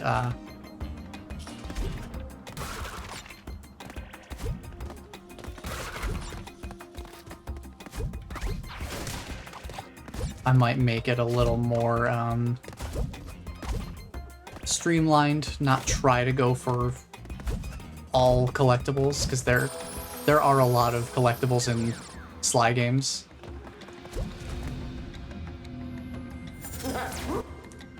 So Sly 4, I may end up just... That one's probably easier to make it so that it's not just going for collectibles for a bunch of the time.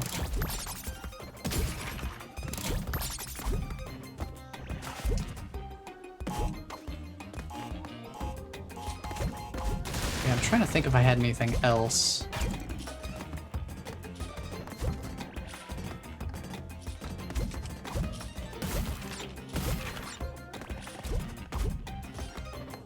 I'm trying to think if there's a way to break this without breaking the arrow crate. I don't think there is. Not that I'm aware of. I guess I'll just break them all. Not really have the option. If only I could reach that from here.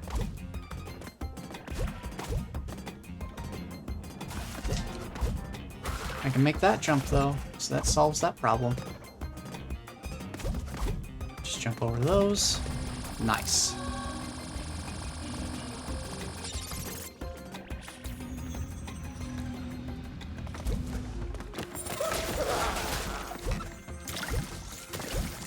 So we definitely have some options on the table. But as always, I am still open to suggestions. So if there are any other games that you think would be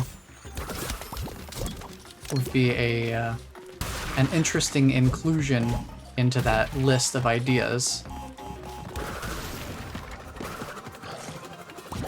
always open to suggestions.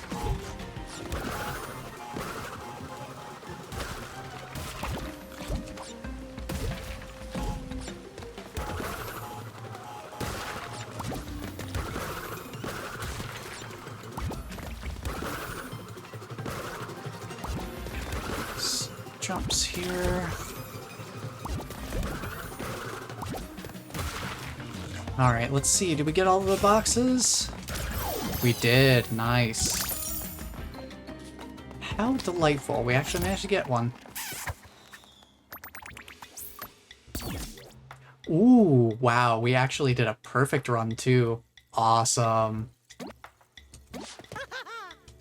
That is one fewer stage that we'll need to get a perfect emblem on. So now we can go through the normal version of that stage and just focus on collectibles and not have to worry about doing a perfect run. Because as far as the game is concerned, we have it. Because it only shows the one on the stats screen here. Doesn't matter whether we do it on the normal or inverted version of the stage. Once we've got it, we've got it. So that is a pleasant surprise. Also quite an interesting outfit for Crash here.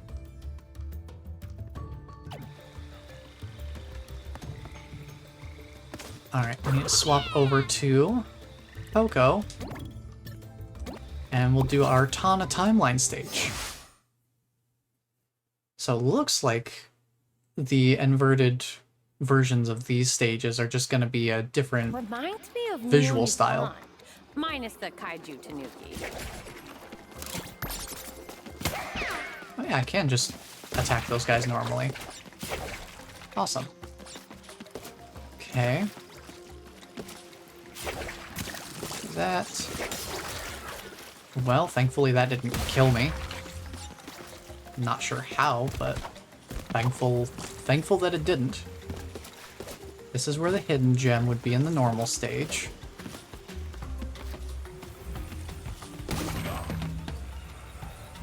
We've got these guys coming through here. Hawaii.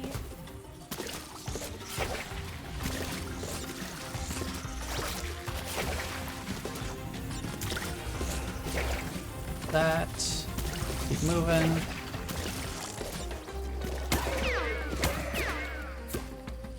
Right. It unlocked my targeting. That was unfortunate. I think I hit the trigger slightly too late and I was above where the auto-targeting would attach me to the grapple point. That's kind of a bummer. But we did it once, we can do it again, right?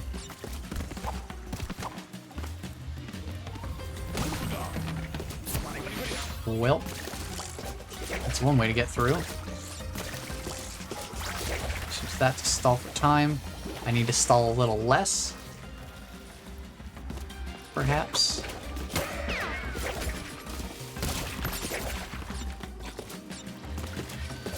Yeah, with these stages, getting the individual gems isn't gonna be too bad.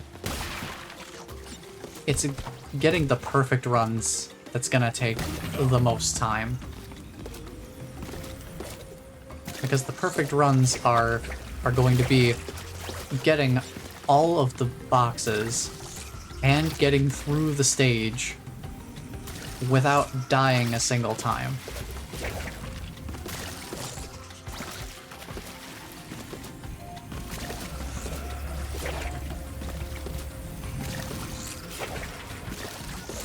As you can imagine, that's a lot to do in a single run, especially for some of the longer, more complex stages.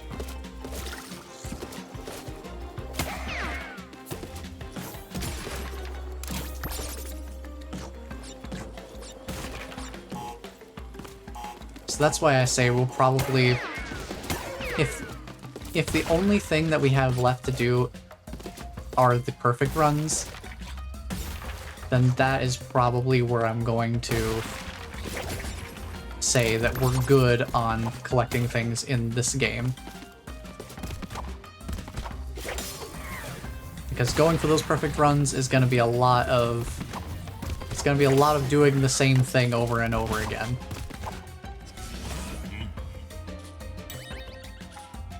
Just to get a run together that satisfies all the criteria.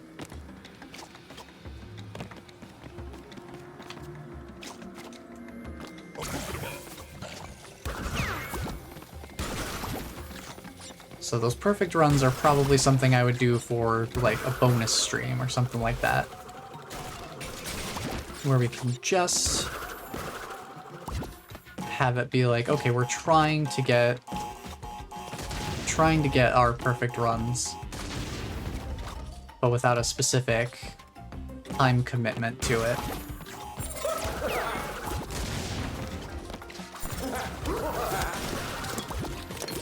Careful about this TNT crate here. Don't want to accidentally detonate that.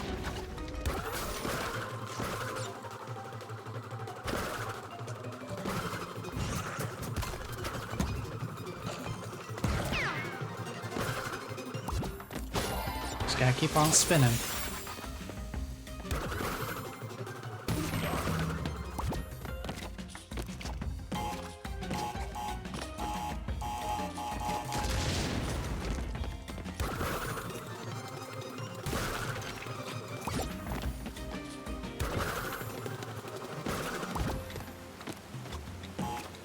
Okay. Just need to let that explode. Oh, good. Pull back a little bit.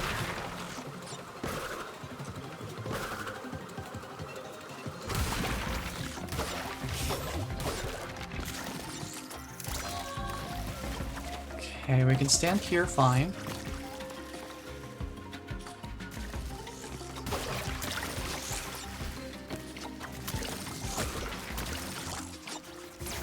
Cool. Made it over that area. Alright, get on this bonus platform, get my checkpoint.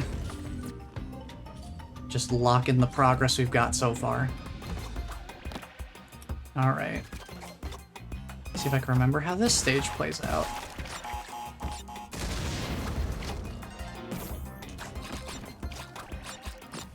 Okay. I don't remember which of these I need to break. Do I hit this one first? What's this one do? I guess we need to hit both of them. Alright, let me see if I can time this properly. Nice. That does, in fact, work.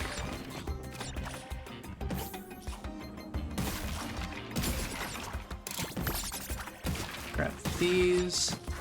Need to grab the ones from over here at the beginning of the stage, too. Not too worried about grabbing all the fruit out of there. And that's all the boxes, so let's get out of here. Perfect.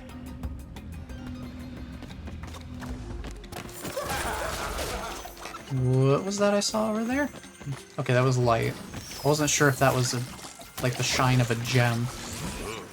Oh boy, there's a crate all the way up there. Can I only... Oh, right, this thing. I forgot that was there.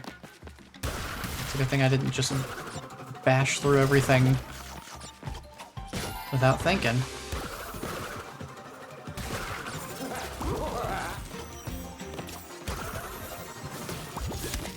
Get rid of that lantern so I have a bit more room to safely approach these things.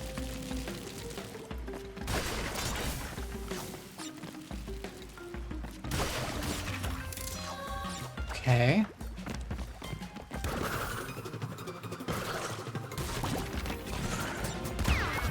Now that I know how to consistently deal with those guys, I can actually safely remove that hazard.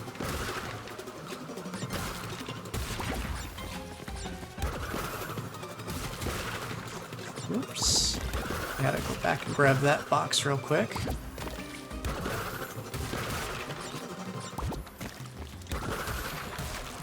Doing good so far. Watch our timing on this.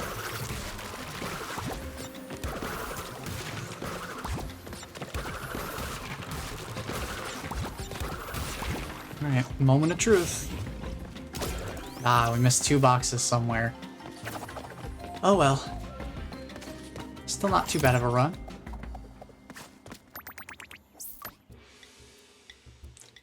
We got another new outfit for Crash, which means that Coco's gonna be a little behind on skins.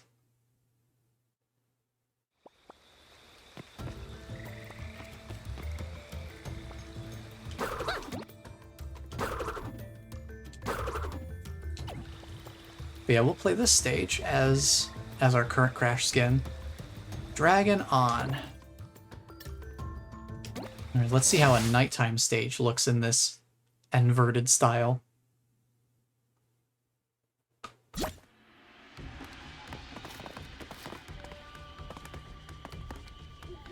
You know what I just realized? Oh, yeah, I guess, I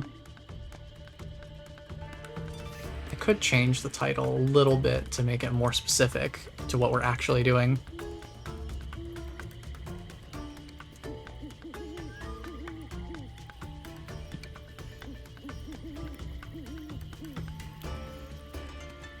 There we go. Just to make it a little more clear that we're doing the inverted versions of stages. That might also help kind of explain why I look the way that I do. Because imagine coming in to this stream for the first time and you see me in this, like, in this weird yellow. This weird yellow color with kind of peculiar looking shading. And it's like, what is the design goal here?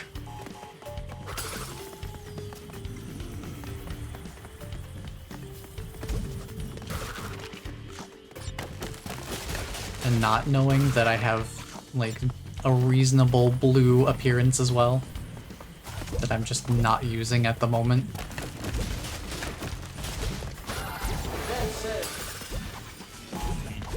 Alright, these.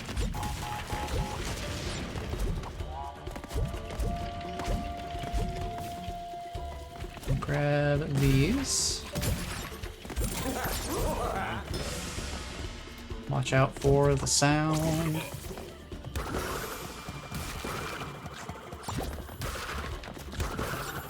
Hop on up here.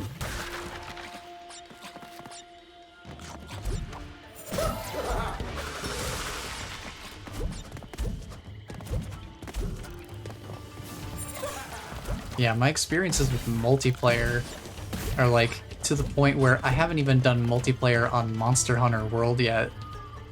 It's like I would rather just fight these monsters on my own.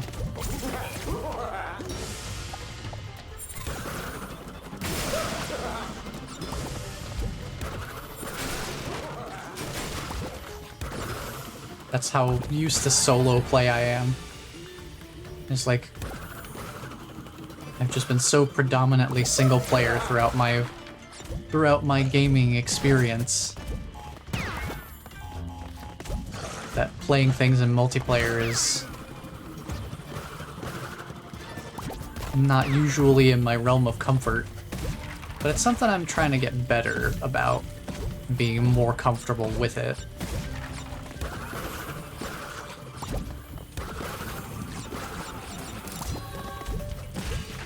And I think learning to manage my expectations of what I'm actually looking for in a multiplayer experience, I think that's helped a lot. Where it's like, okay, I know I want to be trying to play my best, you know, because most people do whenever there's some sort of setting that has like some sort of competitive nature to it. Bro, your flask is gone. How are you talking to me? No, that's right.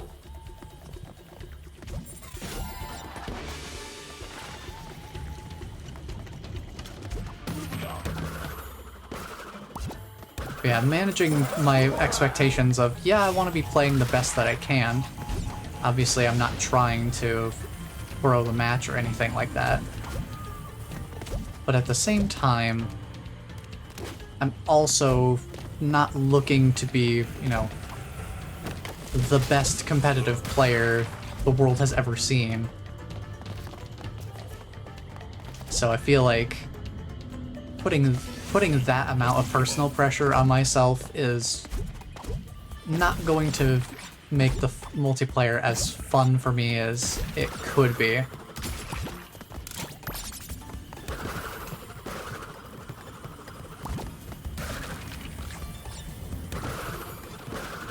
I can't get up there.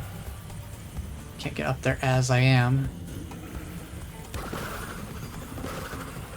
Can get up here though. How do I get up there again? I think that was something that stumped me the last time too.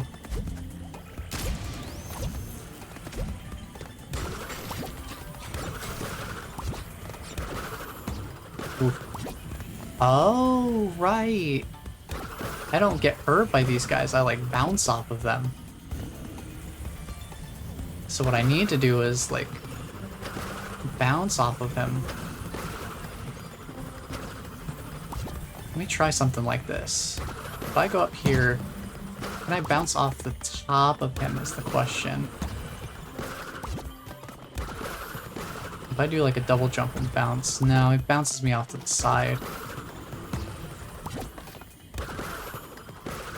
That's not super helpful. Maybe it's something where I needed to bounce off of one of the boxes I already broke to get the sufficient height to actually make it up there. Now let me try that. I will sacrifice the mask to give this a shot here. Because I think what I need to do is like bounce off of this crate or something.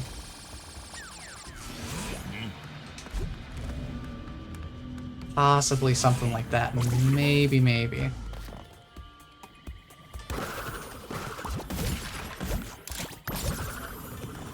Yeah, there we go. That's how we get up there. And then we can bounce around a little bit. Just gotta check something real quick. Okay. Now we're all good.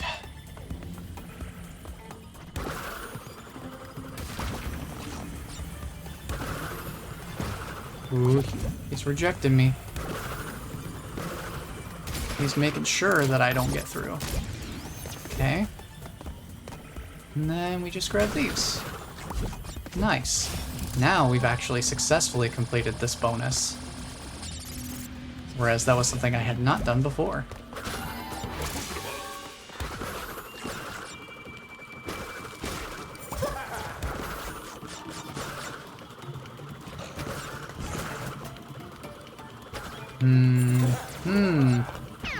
There is stuff back here.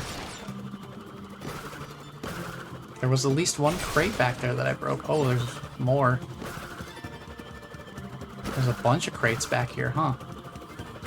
I'm glad I noticed that little bit of an opening. That sure was well hidden. But we got it now. So stuff like that. Stuff like that is things I've missed on my first time through the stage.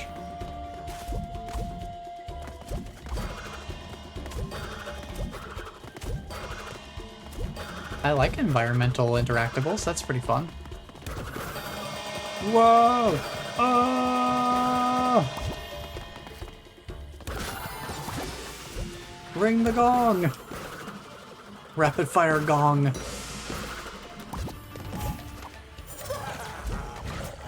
Now, important question. Is there any more hidden stuff over here? There was one above that was kind of hard to see.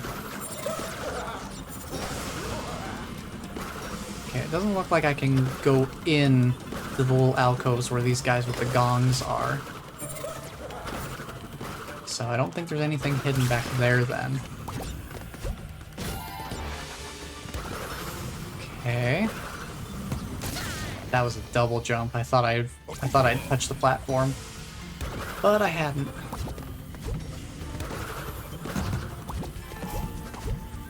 Just chill here for a second. Let this guy go past.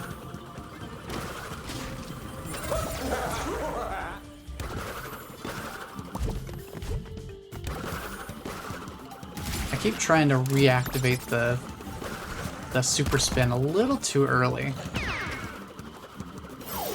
Oh. Break no crates to earn a gem. Oh no.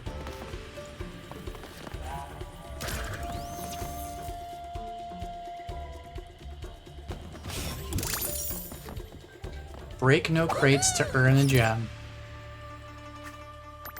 I wonder if that one is in the normal stage.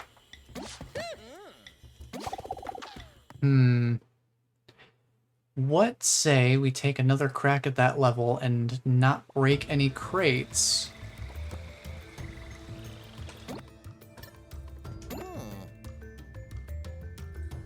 It's an interesting outfit. Alright, we got one for Coco, so... I don't know if we need to do the inverted version of the stage specifically, but I don't think there's really... I don't think there's any real reason not to, since that's where we saw the clue. Hello, Ainrod. Welcome on in. We're just going back through this stage. Apparently, there's a gem we can acquire for not breaking any crates. So I want to give that a try. See if we can accomplish that since we just played through the stage.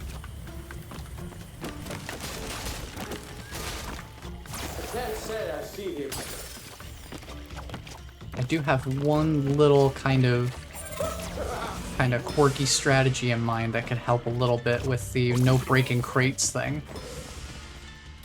But yes, in terms of what madness I've done, since we're playing the inverted versions of the levels, well, since we're playing the inverted versions of the levels, I have decided to also invert myself.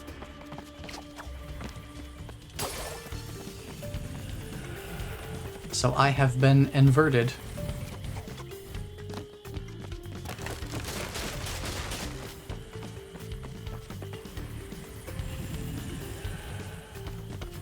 I mean, this inversion worked pretty well for the first couple of stages, the way they looked in the inverted mode.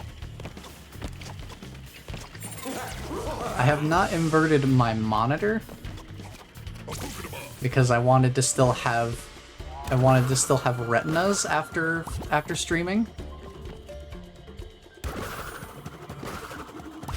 Okay, we could squeeze by there.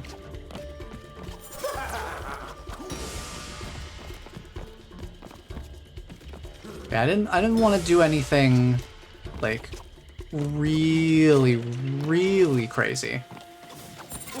I figured an inversion of color would be acceptable. Ah, that ledge sticks out slightly, so if I'm too close to the wall, I bonk my head.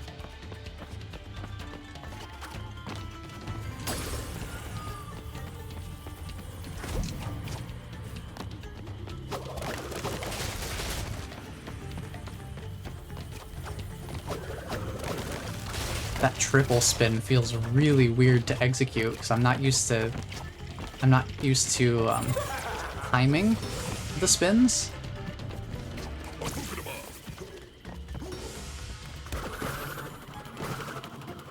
Yeah, that is... The inversion is why I'm yellow, because I inverted my colors.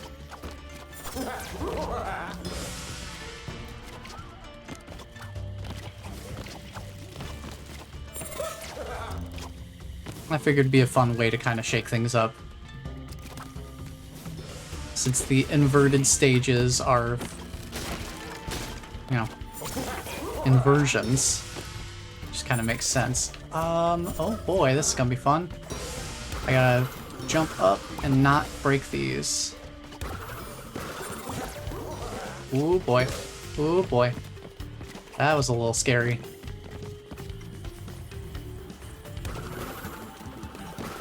Don't break those. Don't bounce off of those. Don't hit this guy because he might break crates from me knocking them into things.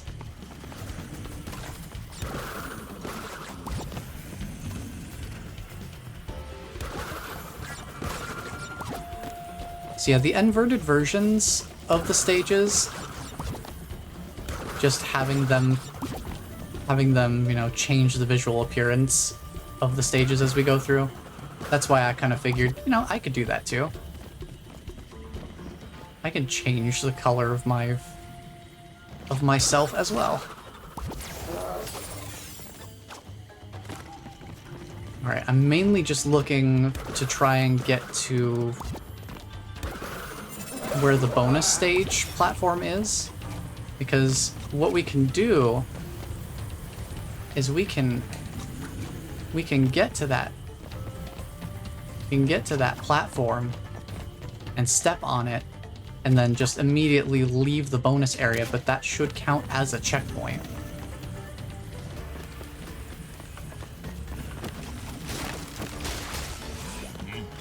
Hopefully, if we do end up dying, since we haven't broken any crates still by the end of the level, I'm hoping that that will still count for the don't break any crates and you get a gem criteria. Alright, dodge you.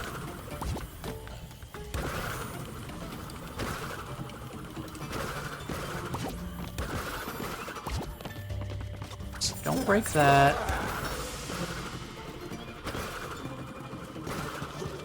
That should be all good. Just jump up here. I'm getting bounced around a little bit here. That's fine. Bouncing is all cool. I love rapid bouncing sounds. Just... I was trying to get over to that platform, but I think I need to... I think the alignment is a little weird if I try to approach it diagonally. It might be just refusing to let me through. Because I'm not lined up in the two-dimensional space. We can try it.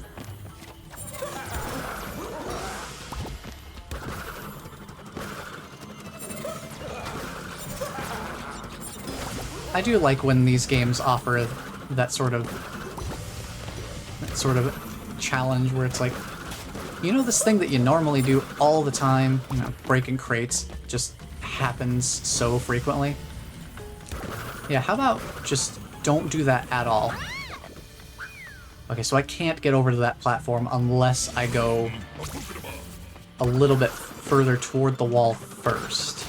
There is like an invisible wall that is supposed to lock me into the two-dimensional area. If I try to approach from outside, then it's blocking me from getting in the first place.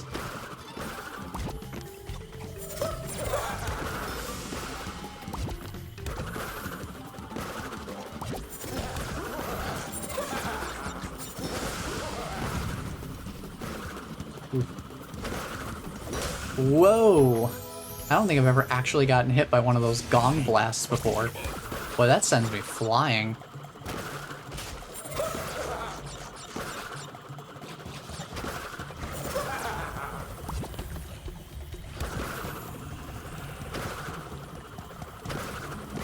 But yeah, this is why I wanted to get the bonus platform as a checkpoint.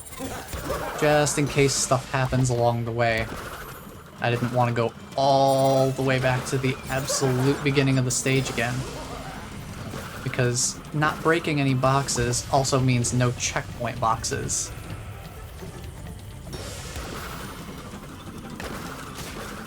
So, that bonus platform is the only checkpoint we get. See, I need to be over here, and then I can actually go reach the platform.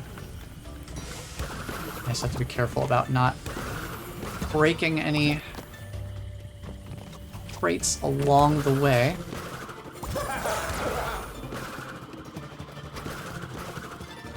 These guys shouldn't be a problem.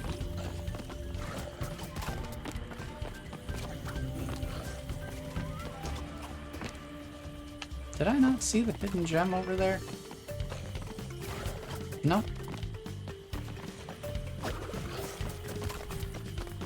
I mean, I didn't break any boxes. I am curious if I'm supposed to hit this. No. Okay, so did it not count because I hit the bonus platform? Because I would think it's supposed to be right here. I mean, it's either that or we need to do it in the normal version of the stage.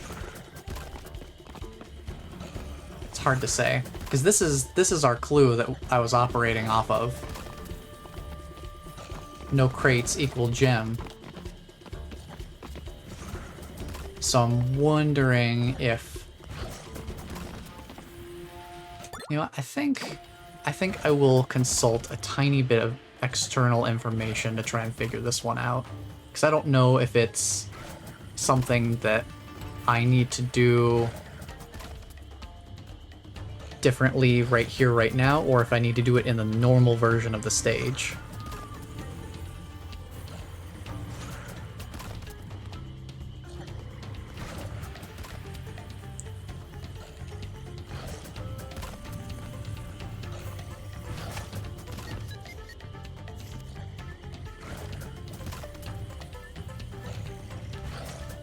Just want to see if I'm even on the right track here.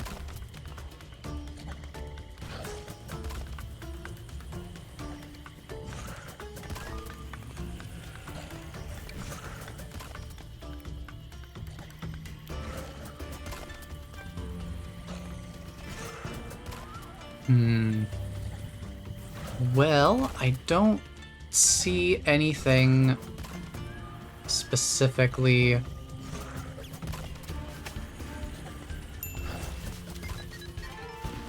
I don't see anything about the bonus platform disqualifying it, so I think the only other thing I could possibly think of is that I would need to do it in the normal version of the stage. Which, I mean, since we got up to here in the inverted stage with that criteria anyway, shouldn't be any problem to go through the normal version.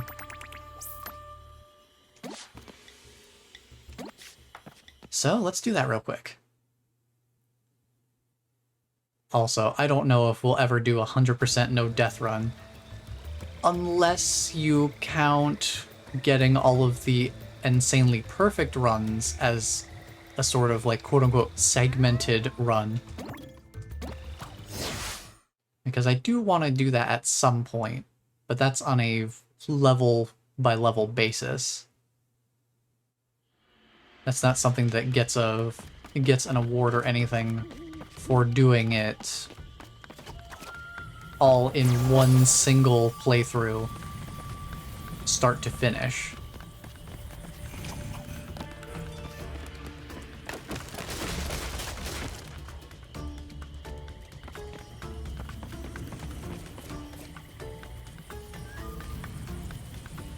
No hit, no death, 100% completion. Yeah, I don't know if I'm gonna get that good.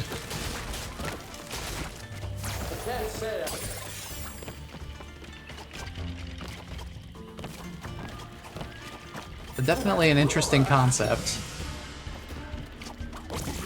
Probably a challenge for someone who is a little braver than I am.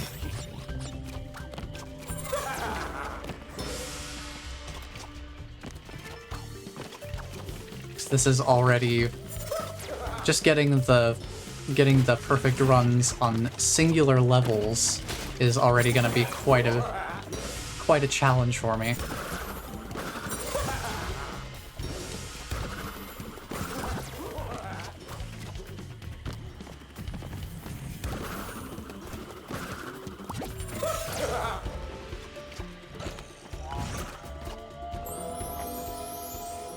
Wait, you don't want to play this one game for the next 6 months? Well, I don't necessarily want it to be my only game. I don't mind having a game that lasts for a long time. I just don't know that I want to run this game into the ground because of me playing it in that way.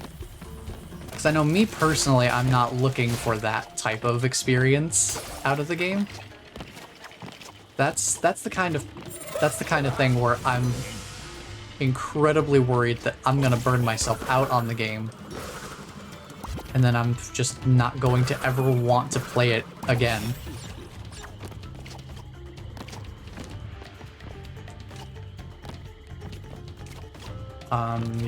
You gonna gong, buddy? You gonna gong? Nope, he's just good. He's done playing his gong. He does not want any more of it.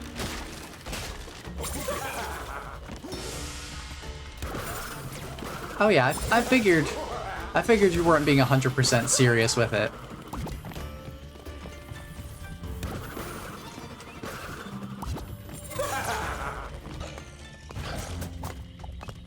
But I figured I would still give, you know, like a legitimate response. And like, yeah, I definitely do not. That's part of the reason I don't do speedruns either, just usually in general.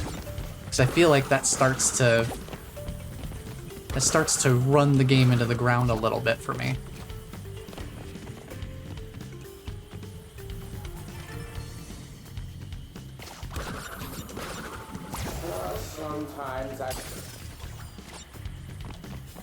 That kind of mania steals fun from the game for me.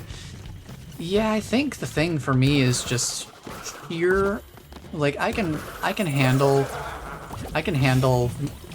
some mundane activities. Like in RPGs, I will grind levels if the game gives me a way of doing so safely and consistently. Like I will go out of my way to do that just to make the rest of the game a bit easier for me to progress through.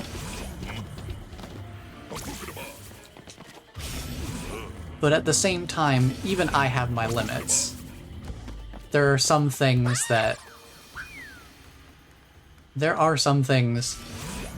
even I think is, you know, a little too much.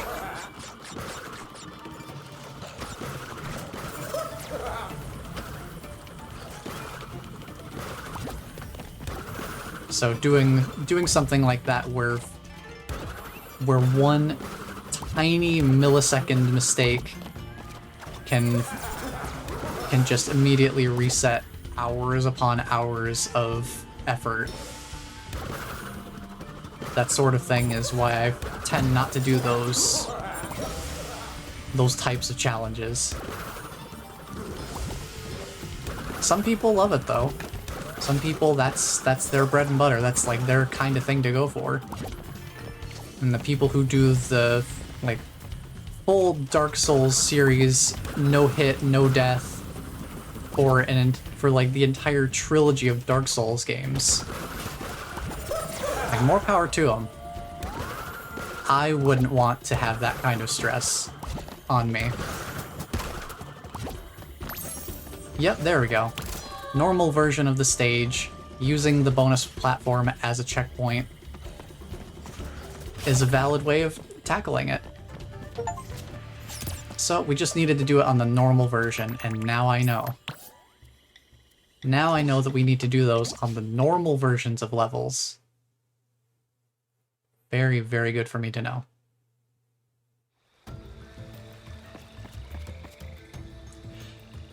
Let's see. Off balance is up next.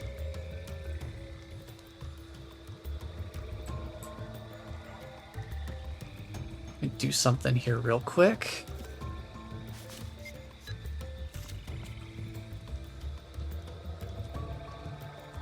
I'll just update the title a little bit more.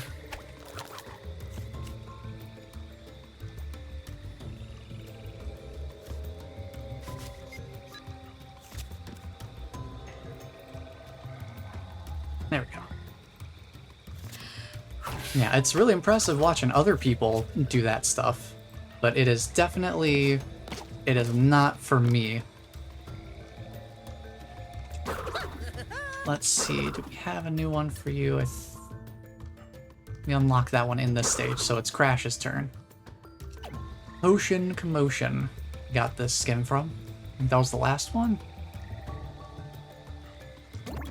Alright, inverted version, here we go.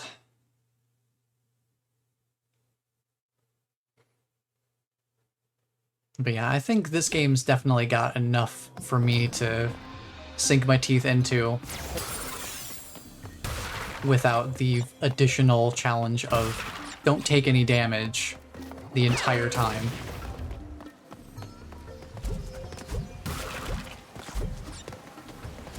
We got our wall runs with our wonderful sound effects. I love the little shoe squeaks as he runs.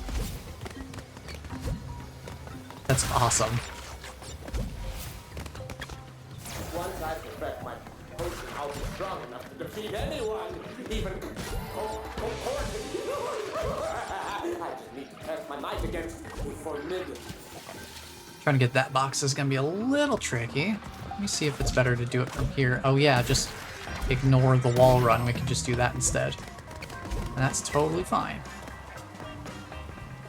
Now I don't know why these are here. Is this just to be bait for that plant?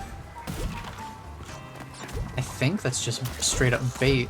I don't think it is anything specific. That one I'm gonna need to spin the boxes, I think.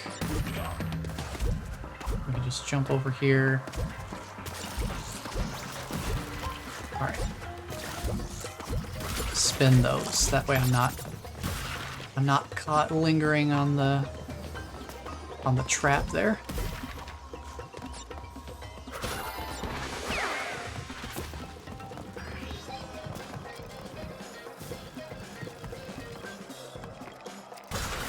Okay, that works.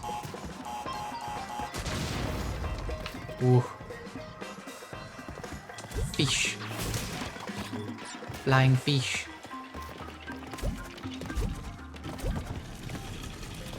Alright, we got this nice little place in here. Nothing really super secret in here as far as I can tell.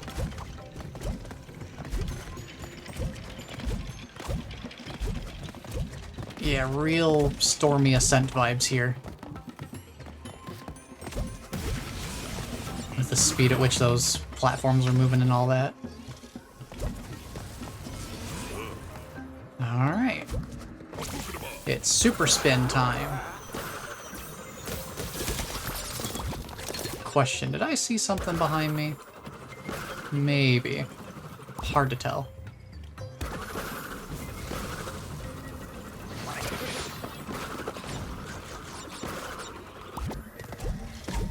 Bounce off of these. That is one thing that I noticed about Crash 4 is there are very, very few masks in this game. I feel like the other Crash games had them all over the place. Crash 4 is like, yeah, you want masks? Good luck finding any. We make a good team. If you survive my trial, if you enjoy your reward. Yeah, that's enough out of you. I already know what you're up to. It's not exactly a secret.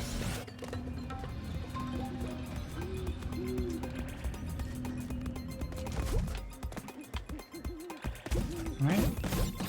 Take those. Bounce off of these.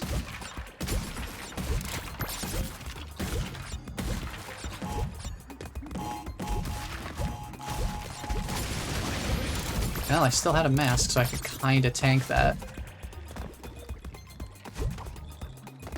Probably not the greatest idea to try and tank that. I suppose it did technically work out.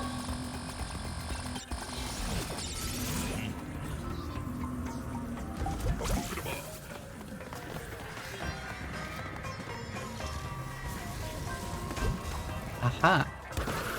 There is a crate hiding up there. I can just skip you entirely.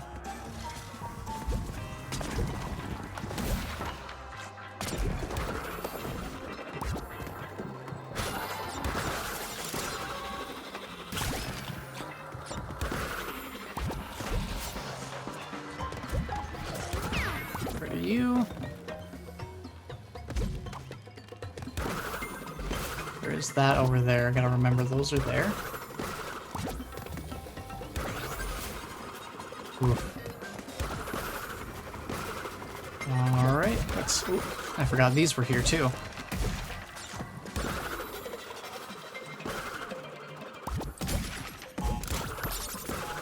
Just come back over here. Let those blow themselves up.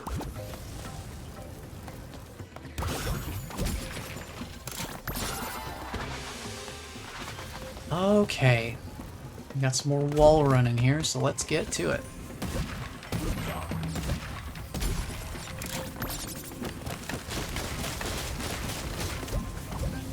Try not to get lit on fire.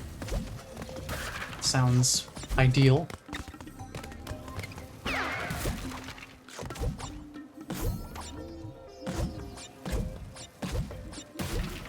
Leave that nitro crate alone. Check what's in the box stack before I spin it. Alright, let's go! Jump! Yump! Yump! Alright, quantum mask time. This is a bouncing one. Take care of that first.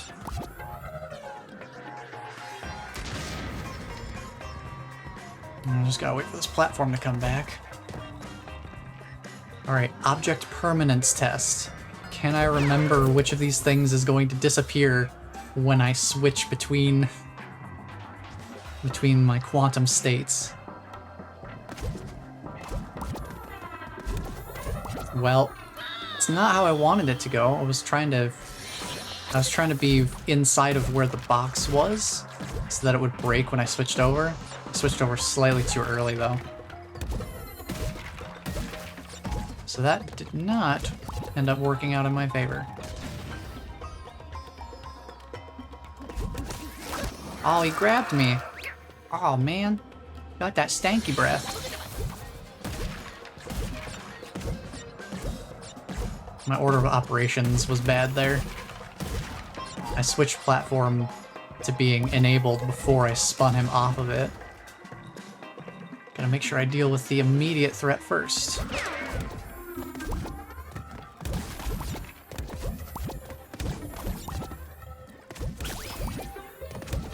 Alright, I'm just gonna follow this back for a second. I was not ready to move quite that quickly. Alright, we've got nitro crates here. I need to make sure I'm not trying to switch over until I'm off the platform.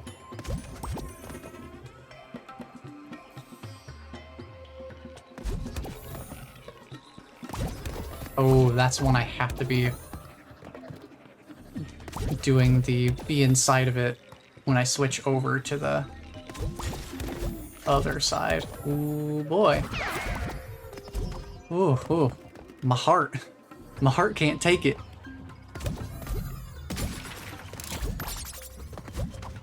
Yes, hurry! No, don't hurry. How about you don't pressure me, buddy?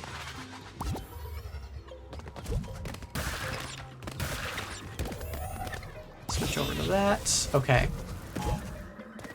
Keep moving. Keep moving. don't miss the crate that's up here.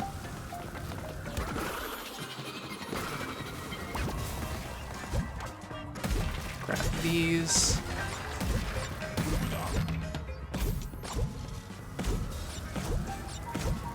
Ooh, man, my heart's still trying to like calm down after that quantum section. I don't know why those sections in particular really get me.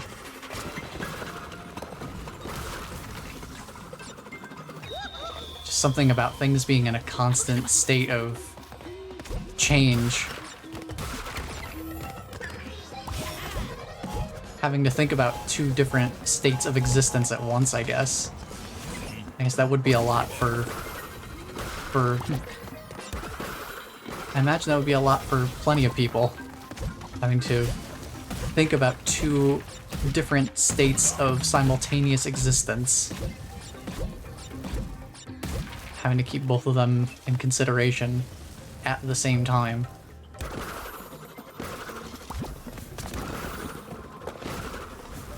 I think I can get away with this only because of the mask. Ooh. Ah, we missed a box somewhere. Oh well.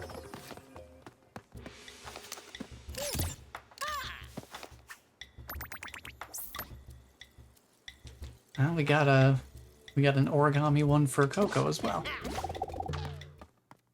We'll get to check that one out in the next stage, it looks like.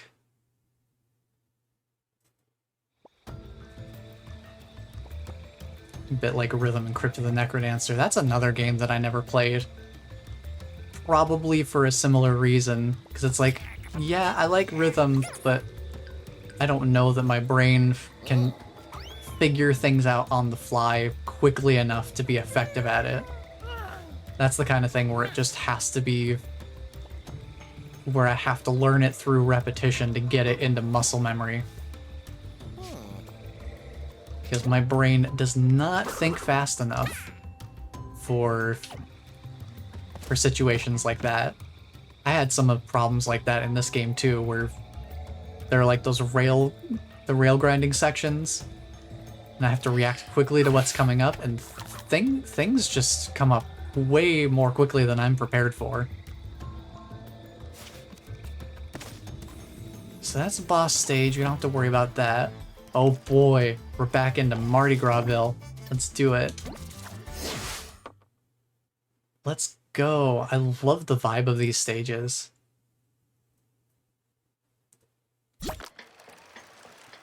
Oh, yes! Oh, and it's old-timey. Oh, this is fantastic. This stage is even better now. If this is just how it was in the normal level, this would have absolutely blown my mind.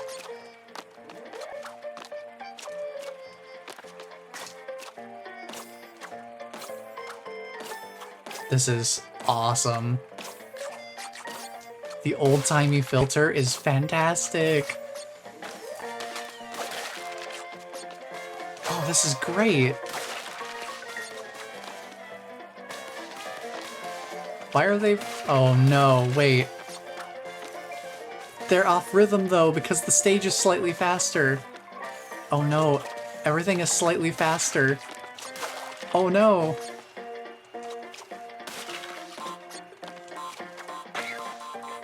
Oh no.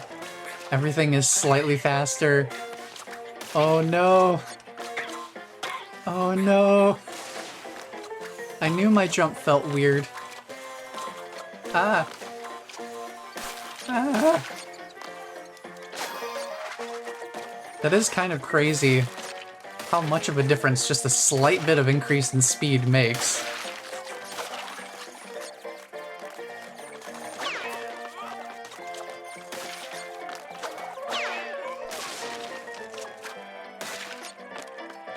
But I still love the filter though, it is really fun.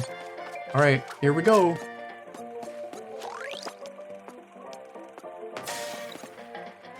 It is only slightly unfortunate that it does mess with the animations of this stage because it's rhythm-based. It's really fun, though.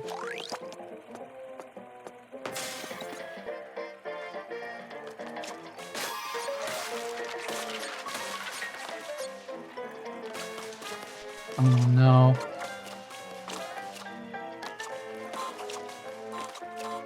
Their rhythm. What happened to their rhythm? Where did it go?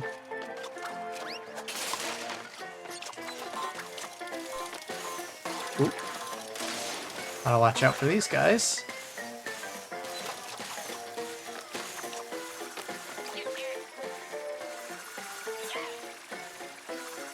Oh, these guys are just having a good old time.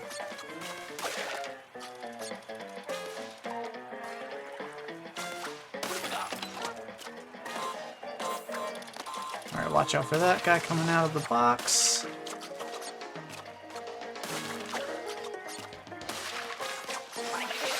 Whoops. Jumped a little too high there.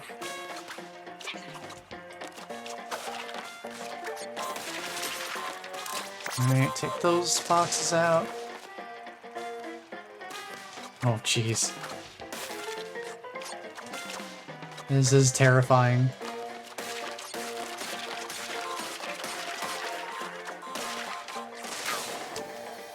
I wasn't sure if I was gonna be away from the TNT for long enough.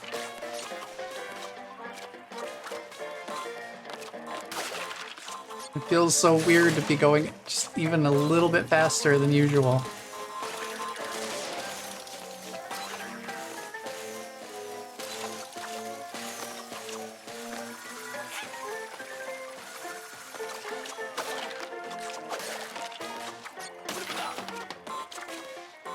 But everybody's still having a fun time.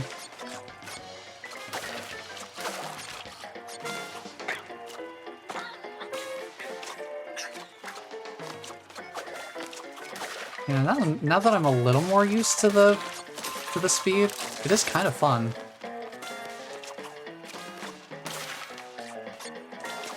But it is still a little bit spooky.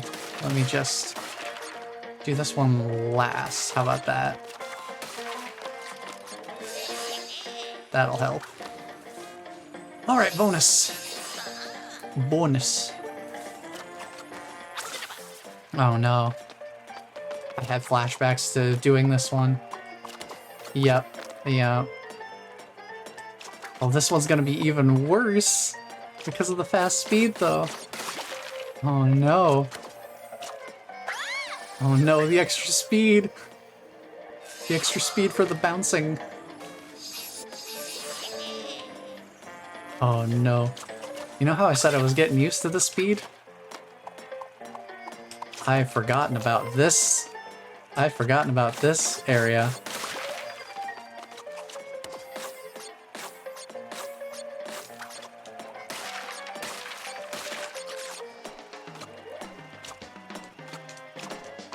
I had forgotten about this area.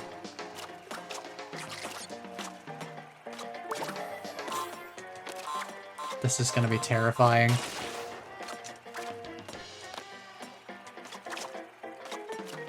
Grab these while I'm here.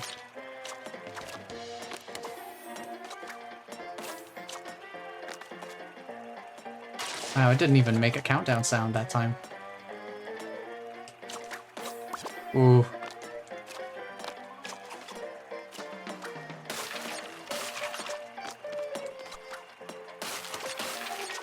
This is legitimately kind of terrifying. Alright, I just have to make sure I keep my head on my shoulders here. Okay.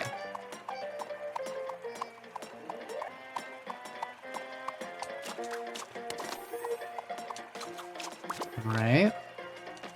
We can make the jump over here. We just need to hit that TNT. Alright, now we just need to get to the end. We can do that without too much problem, just doing that. Oh, that went much better than my first time through. Much better.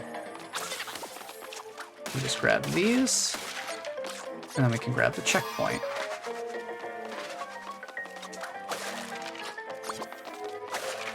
Hey, buddy, let me take a ride here.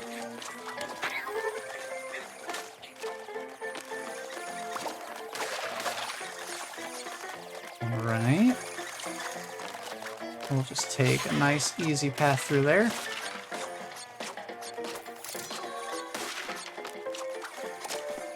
Okay, now we're back on the normal stage. I don't feel quite as apprehensive. Alright, let me... I almost got cooked by that box there. That would have been unfortunate. Off we go.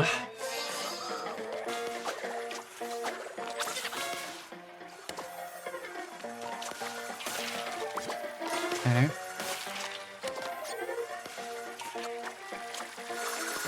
This is definitely a much easier way through.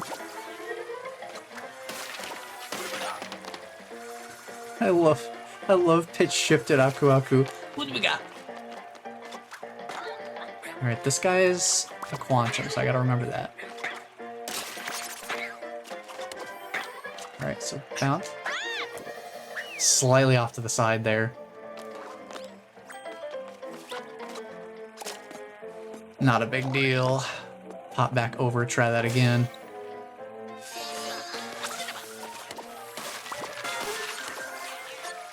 I still really love the vibe of this stage.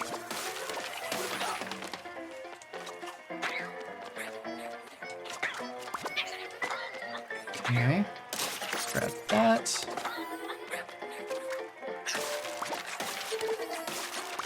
Alright. I need to go back over here because we need to grab this. Get off of that platform.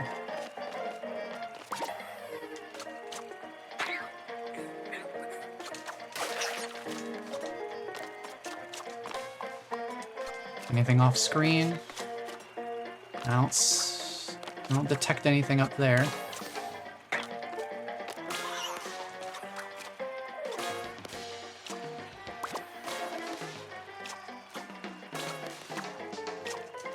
Alright, all seems good there.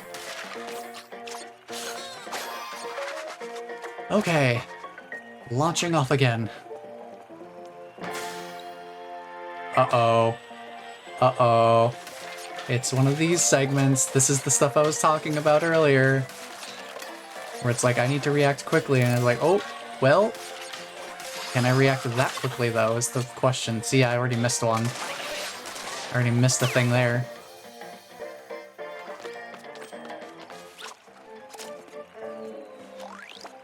Because they're hiding stuff as we're rounding the corner. It's a little tricky to keep up with everything. Especially because we're on the inverted version of the stage. So everything's like mirror flipped.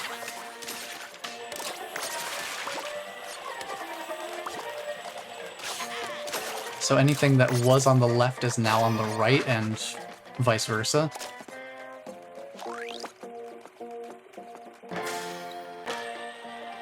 So this is also kind of playing with the standard left to right platforming that I'm used to. I missed another one. I gotta go back. I want to try my best to get all the boxes.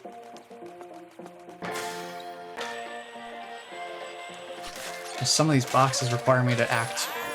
They require me to act immediately with knowledge that I need to have beforehand.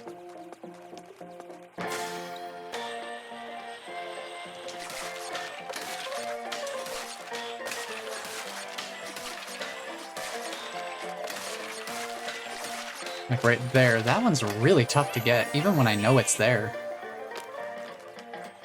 It's really throwing me for a loop.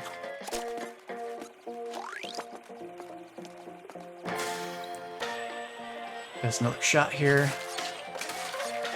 I just need to be prepared to immediately drop down at that specific part. Right there.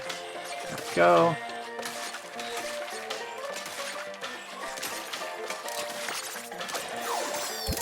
Okay, we got it. We got all the boxes, so we got our skin for Crash. Ooh, that final rail section is intense for me. Alright, swap them over. Ooh, very festive. Very colorful. But we won't see it in the stage until we're done with Dingodile's level. Because it's his time to shine. I kind of wonder if at any point in development they considered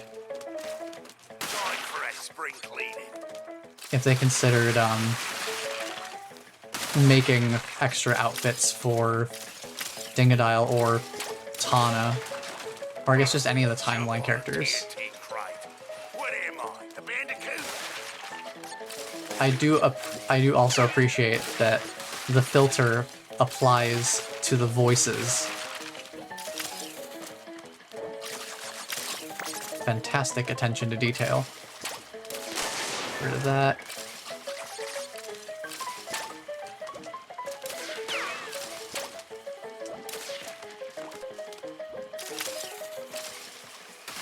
Dingodile stages were already a little bit hectic. Bastards!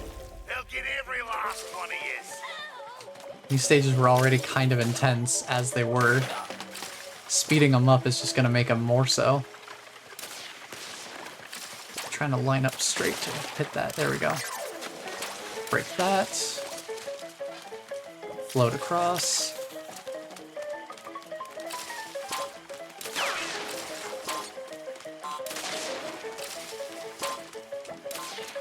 Oh, almost got him. There we go. Now there is an achievement I saw for hitting all the targets in this stage, I think it is, because it's the only one that has these targets in it.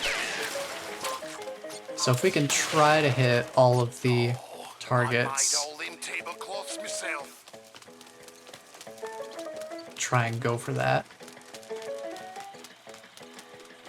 Figure I stop back here and grab these boxes first. This is where the hidden gem would be in the normal stage.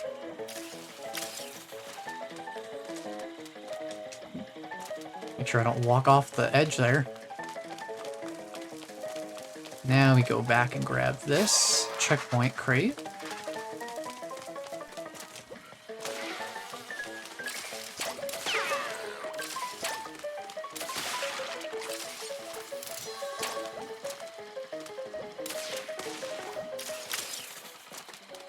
Okay, let's just head over here then.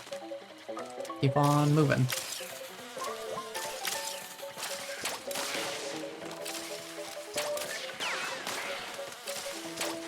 There we go. That got him.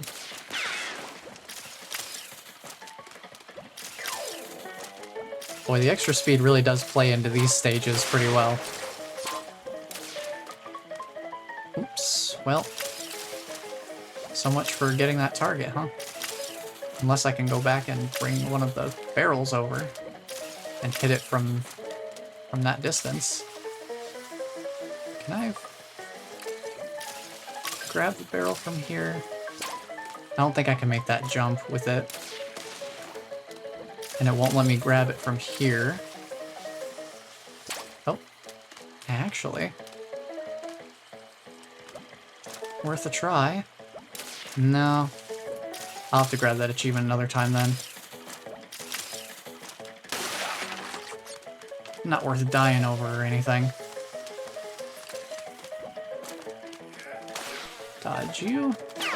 Take care of that.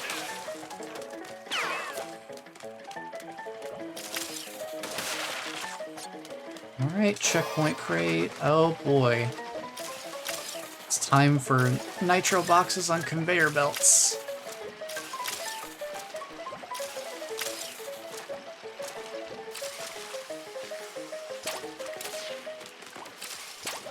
Try that again. There we go.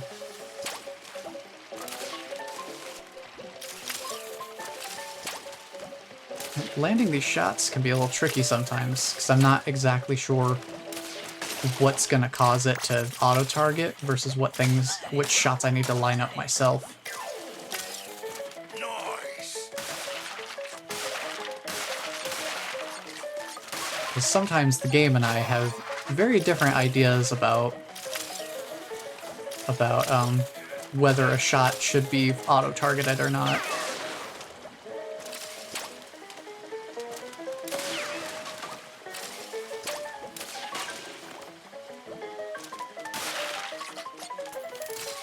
So I've had that same issue with Tana's grappling hook a couple of times.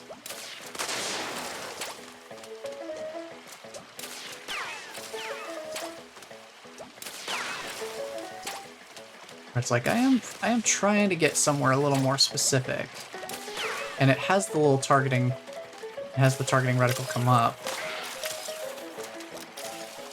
but then by the time I actually hit the button to activate it, the targeting is no longer auto-aiming to the spot it's supposed to. So sometimes that can cause a bit of an issue, but it's a pretty minor. It's a pretty minor problem, and it's something I'll probably be able to work around the more I get used to playing these stages as the characters.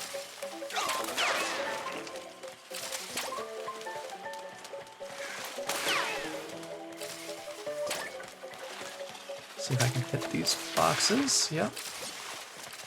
I don't want to take the TNT crate from this guy directly, because that's caused problems before. I've died to that exact TNT crate carrier before.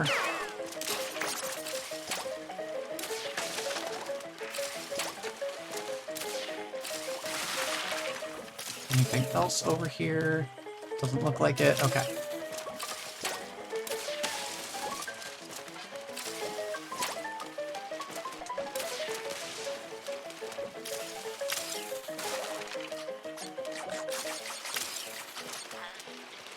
Right, okay, we got these guys now.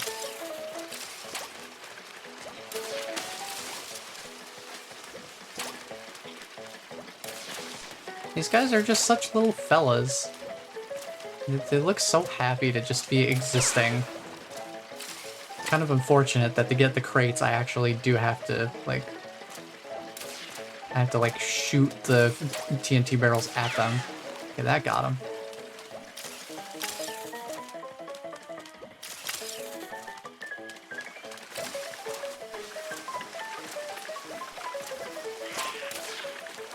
Okay, that works. Yeah, sometimes that happens. There was one time that I tried to steal the TNT crate from them and I was a little too close and it just exploded on both of us. Nobody won that exchange.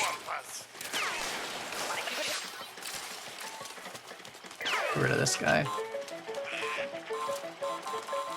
I can also get them to drop the TNT boxes on their own if I walk underneath them. But sometimes that's a little bit scary. Also, I have no idea where we missed the... I can't remember... No, the timeline stages don't have bonuses, so... I'm just trying to think of where I missed all those boxes. There's a bunch of them missing. Not too bad. We got a pretty good run through the stage. And that is fine by me.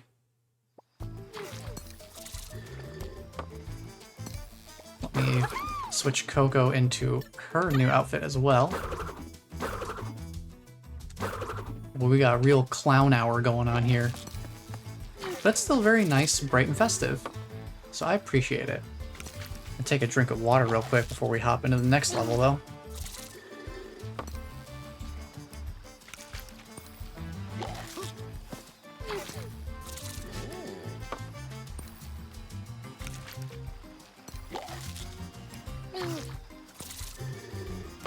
Alright, that'll help sustain me.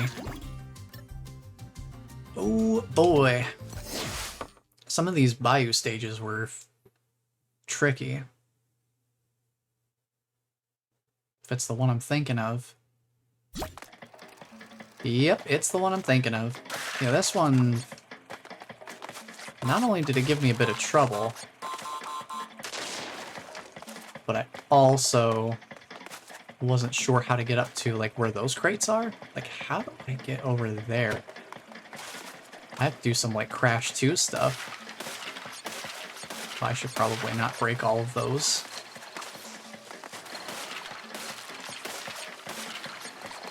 Make an effort to not break all of the boxes that line my return path.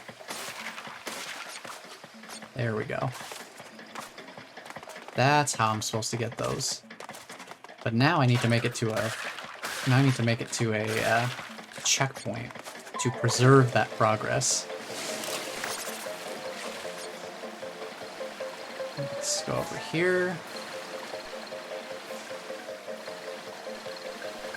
Sweep through here. Oof. Don't squish me.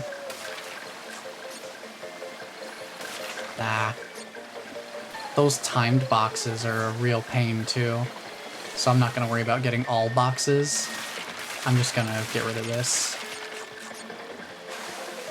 I'm just not going to worry about getting all the boxes, because this stage is going to require some concerted effort for that.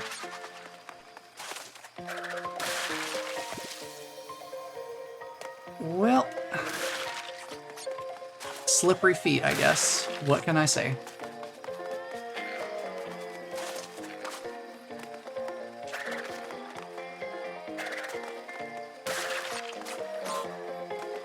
I do want to try to get a good majority of the boxes, so we still need to get the gems for picking up a certain amount of fruit.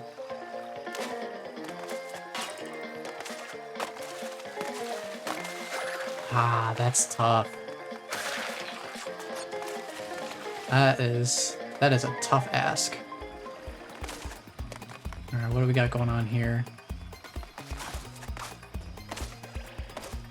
Ooh, this is something I should wait to do. Yeah, that one too.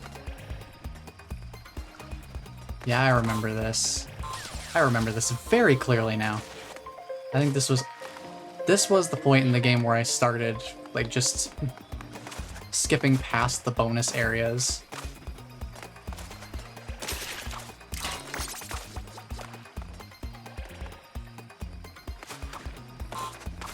Or at least not trying to actively get everything.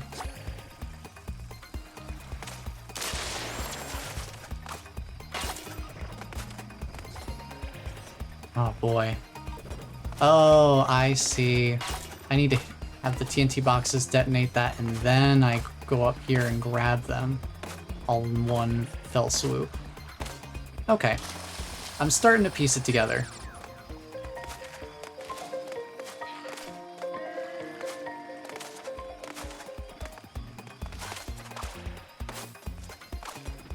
So don't bounce off of that yet. Now we can do it. Then what I need to do is go over here and then book it. Just grab them all.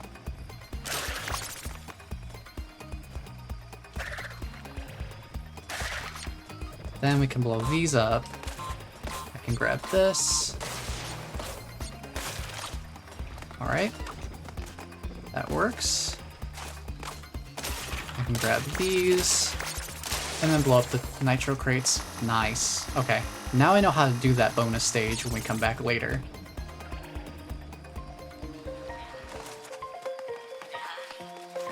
Oof. Don't you drop those nitro crates on me.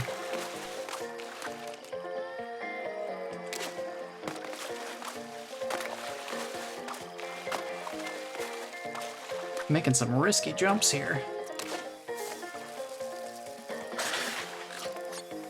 Alright. And grab these. Nothing else above me here.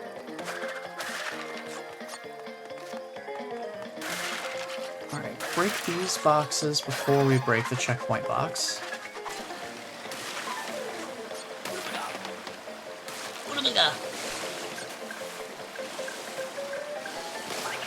Okay.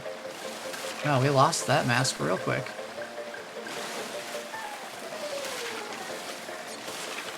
Yeah, this section is also going to be a bit of a beast when it comes to getting all the boxes. Just because of having to fight the current constantly.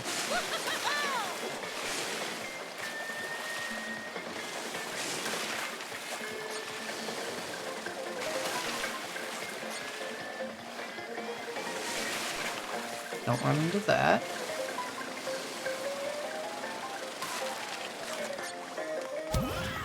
Oh boy. This is gonna be a fun segment to do twice. This stage has a lot of difficult box acquisitions. This one's gonna be tough to do in I think the normal version of these stages is gonna be an easier way of getting the perfect runs. Because the tiny bit of speed up is gonna be a problem for navigating this consistently. The extra speed is just going to be putting even more pressure on an already kind of tight situation.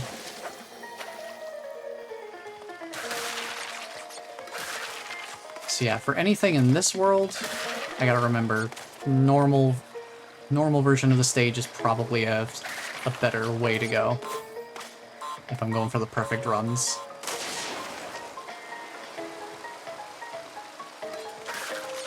The extra speed just makes him too dangerous.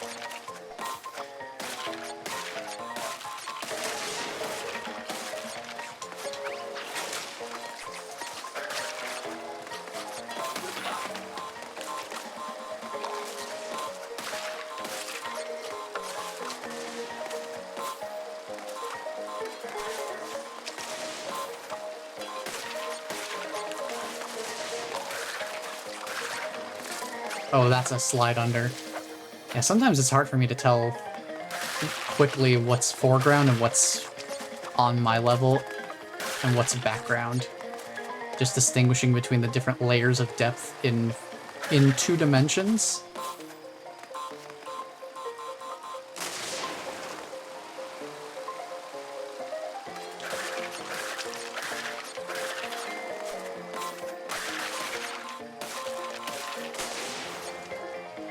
But I suppose that's part of the challenge, right?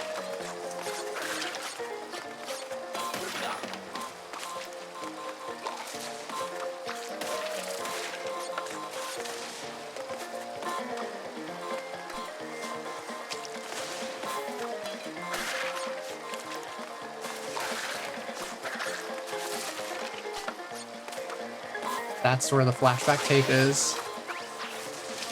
No! When my thumb accidentally slips in the wrong direction and I hit the B button instead of the X button. So instead of spinning, I plummet to my doom.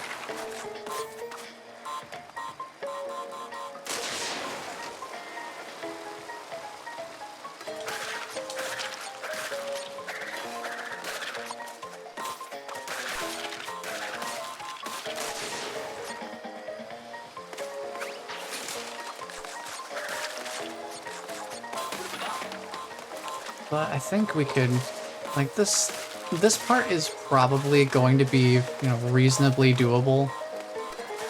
This one is just going to be all about knowing where I need to do what things. Like, where's a good place to slide versus where I just need to crouch. Because clearly sliding is causing some problems for me. But there are a couple of segments where I'm going to want/need the slide to be able to make it through certain places while also grabbing the boxes along the way.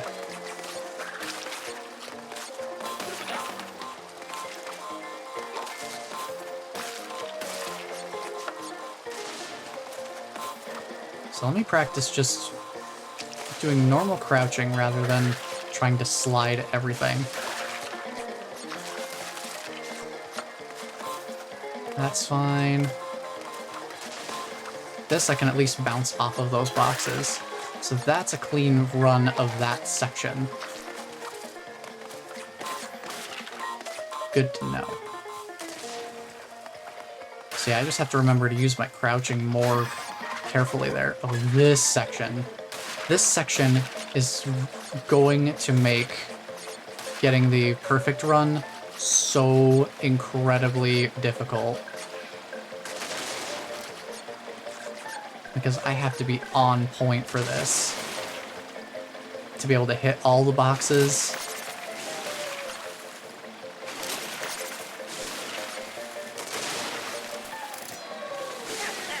Hey there, fake Crash, how you doing? See, now that we've beaten the game, fake Crash will show up in some places. Yeah, I have to be driving right directly between the I have to drive in the center of all of those crate stacks. Otherwise, I miss half of them. Ooh, that stage is gonna be a tough one. But I don't have to worry about perfect runs right now, thankfully. We do, however, we do get to play the stage again, at least partially, because we've got the Dingodile Timeline version of the stage. So we'll get to do that. We'll get to do that 2D section once again. Shouldn't be too much worse, though. Now, which way's me done?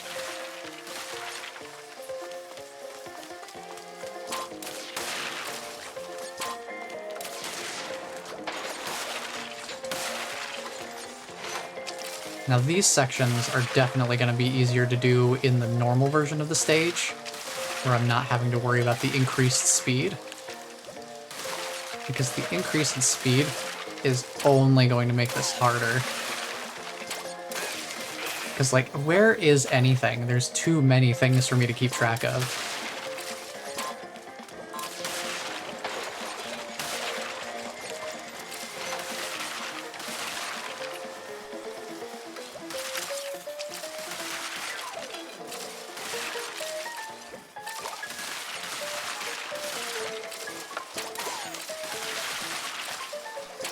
So there's this guy with the nitro crate up ahead I have to dodge, in addition to the walls of nitro crates that exist. I just can't even see.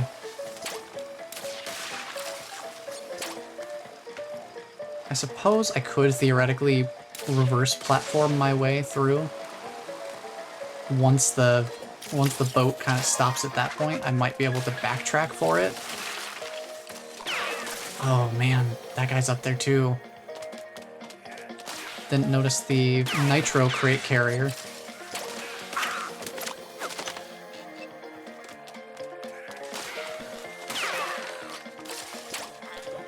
Yeah, these stages are definitely going to be a lot easier for me to tackle at a normal speed and not the increased speed. Because, hoo boy. Like this section, there's a lot happening here. And we could probably backtrack to it, maybe? But I don't trust how consistently that's going to be able to happen.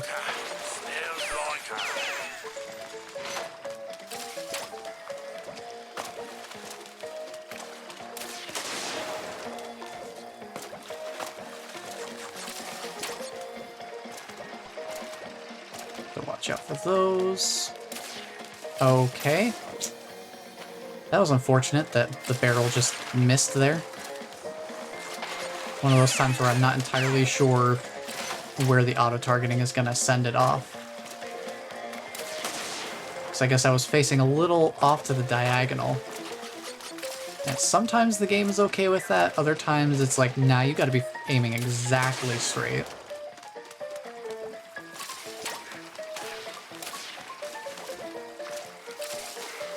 It also doesn't help that I can't just immediately, I don't immediately face the direction that I'm walking. Dingodile kind of turns. There's a little bit of a rotation that has to happen. So that rotation makes it hard for me to line up my shots sometimes.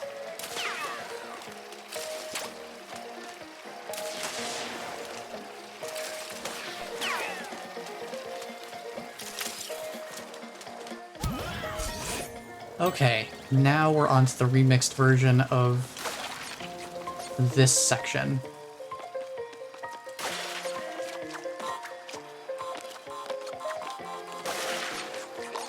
Alright, here we go. Let's see what we can do here.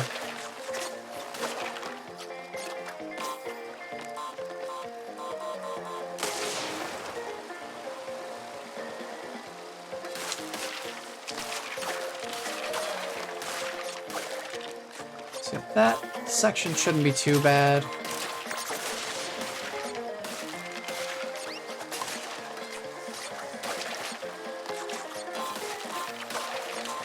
Just need to bounce off of both of those. Okay.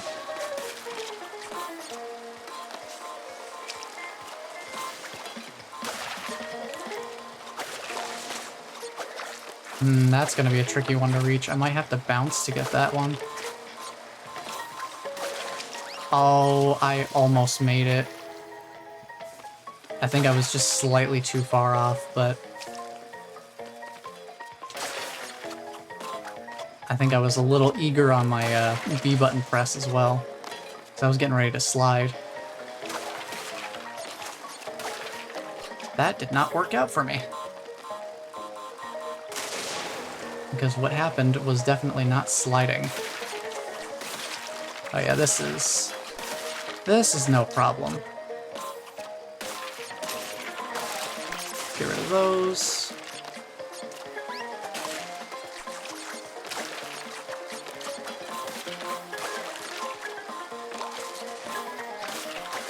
Yeah, like all that stuff's pretty reasonable.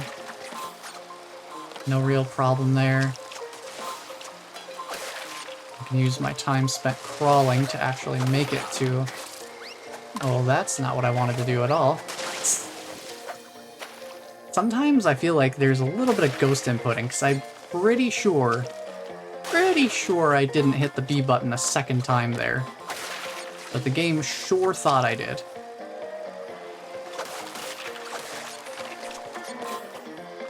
So yeah, that second butt slam was not even remotely in my intended actions.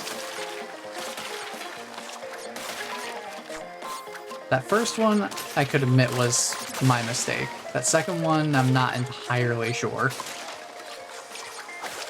Not entirely sure.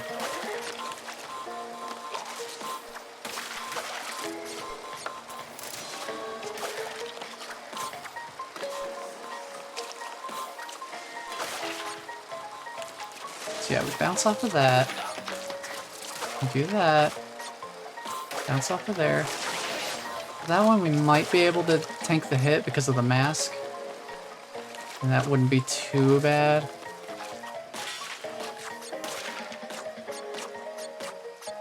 Let's get rid of these.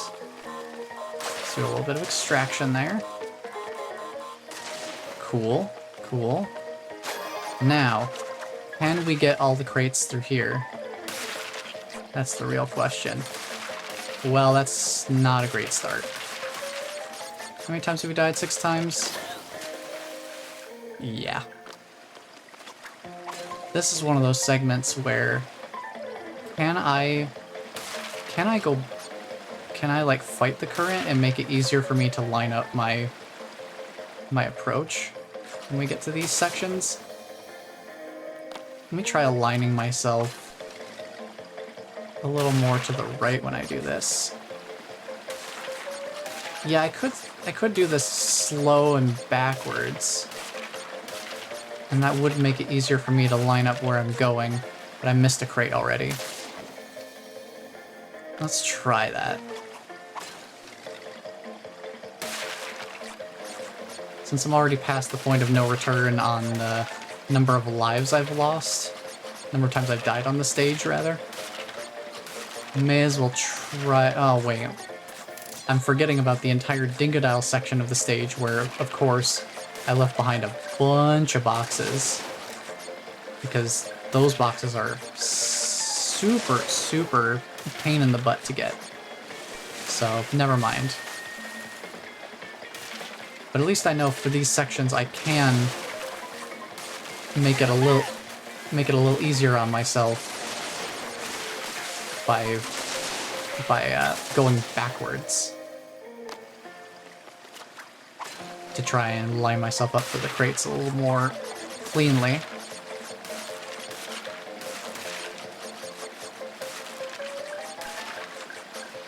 Because the thing is, it's not just a straight current either. It does kind of push me to the left and right at certain areas. So I have to also account for that when I'm trying to aim myself.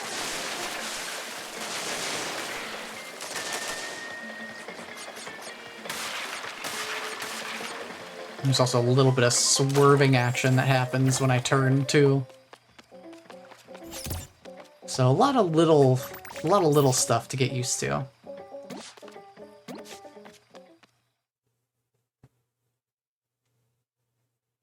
Lots of little stuff to get used to with driving that thing. Piloting that craft. Alright. Next up, it's time for our distinguished gentleman to experience what the new inverted mechanic is gonna be. Ooh.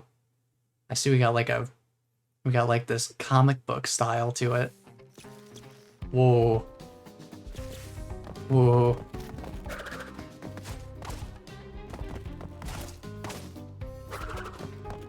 Well, that definitely brings in... Oh, wait. Oh, we get comic book style effects too. That's fun.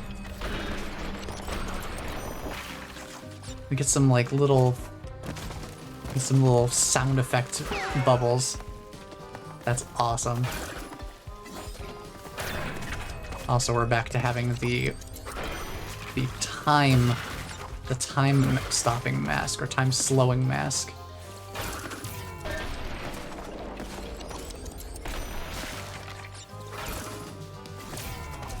Which unfortunately means that as long as we have it, we don't get to be a distinguished gentleman.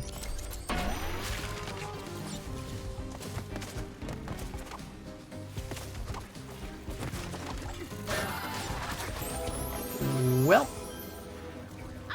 I did not read that situation correctly.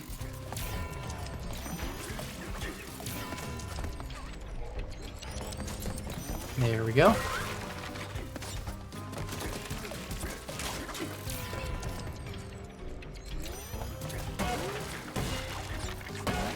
It has sound effects too. Awesome. Truly magical.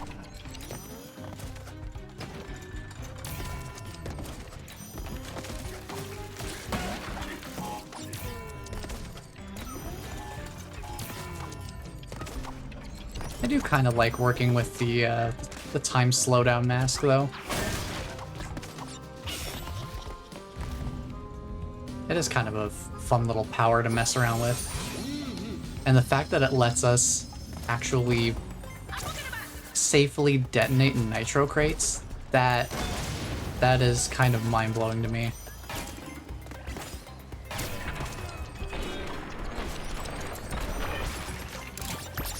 The fact that we finally have something. Woo. Oh, this is ice. That explains a lot.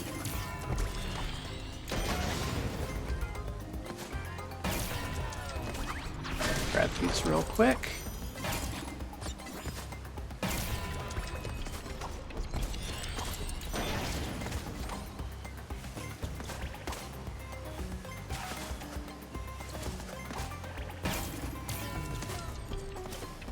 Ooh, the ice physics really do mess with my platforming quite a bit.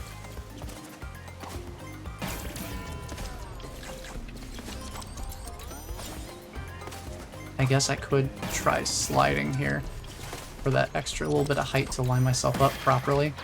There we go.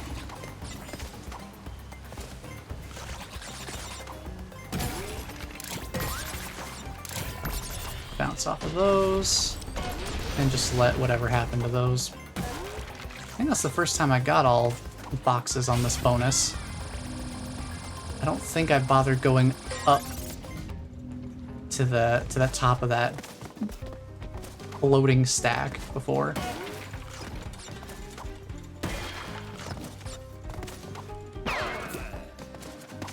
Bounce off of these. Some lovely sound effects. Oh. So there's Cortex's interference. And then there's just this random box up here. Stuff like that. Those are the types of things I probably missed on the first playthrough of the stage. It's just these little off to the side areas that aren't immediately obvious or visually apparent, but they are visible.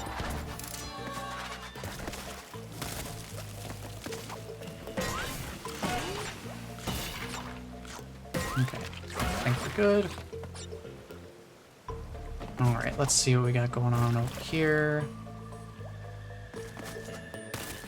Try to remember if there's anything behind me. Anything hidden back here? There is a box back here.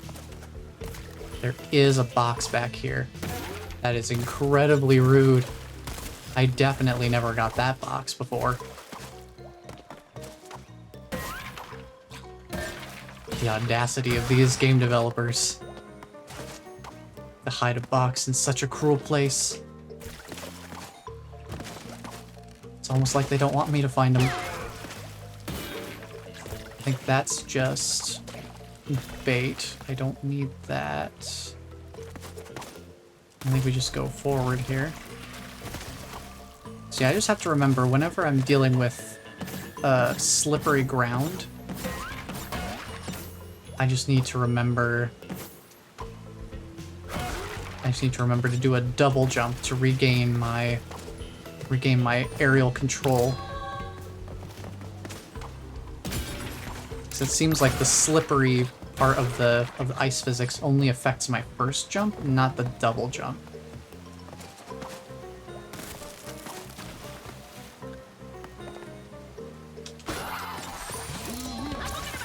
So I need to remember that.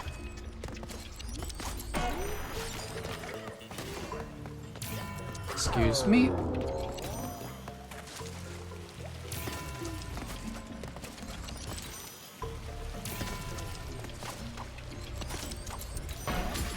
Alright, we can grab this up here. Alright, so we got the 3 in sequence there. There we go. Cool. All good. Ooh, now we've got these sections. Sometimes these can be a little difficult to judge because of the depth part of it. Oops. Forgot about that being a fall apart platform. Should be more careful about that. Make it across that gap. Awesome. Anything up here? Not that I can tell. Body slam the stack then. Hello, sir. Please stop swinging the ball and chain around. Thank you very much.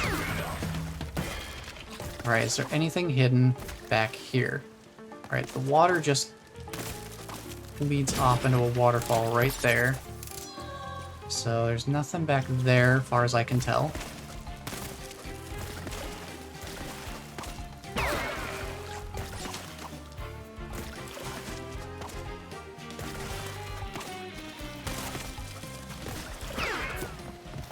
Get rid of that guy.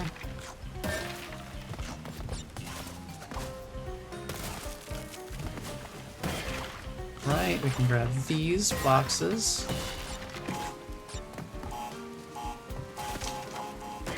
There's nothing else over there as far as I can see. Nothing above us, so that works for me. Now these ones behind the waterfall, I do remember grabbing those before. Those were visually apparent enough and pretty directly on the already existing path. Well, of course I would only extract one box per spin until the TNT box is right there. Now let's see if we got them all. We did. Nice. All boxes. And we did it in a very distinguished manner. Nice. We got all the gems for this stage, actually. Not too many of those stages I can say we've got.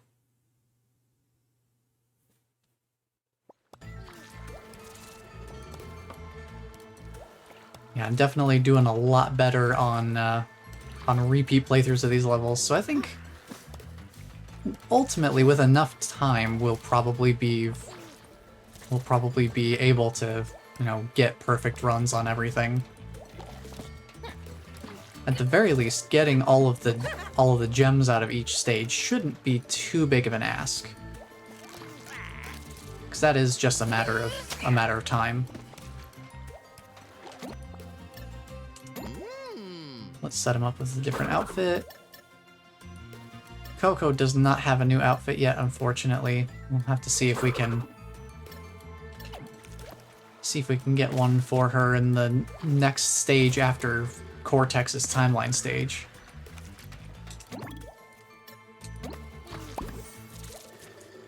Well, let's hop into the inverted Cortex stage. The Bandicoots are en route. I must reach the spot. The spot. Alright, I've got to remember. He's got the bouncy platform stuff. He's also got the dash. I've got to remember that I have that.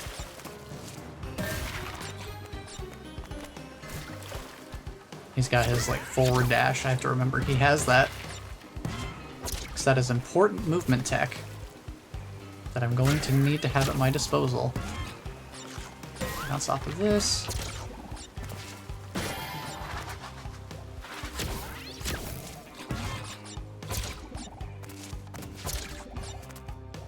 What is below here? There's an ice platform right there. Okay. Suppose I could also do this.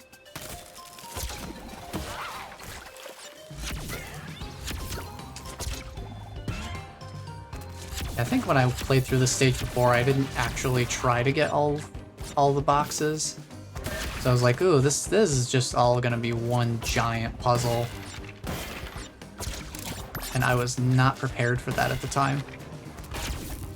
I'm gonna give it a shot here.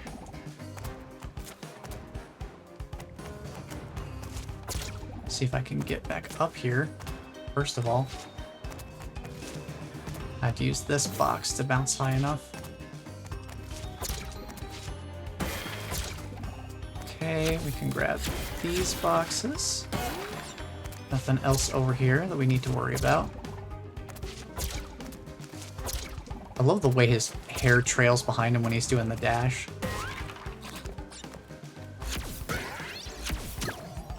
So much good attention to detail in this game. It's fantastic. On a cold winter's night, have yourself a bite of Bandicoot stew. I hate to break it to you, pal, but if you're biting into your stew, you might have made the stew a little bit too thick. Just a little bit. May I perhaps recommend a lyrical adjustment of a sip? A sip of the stew.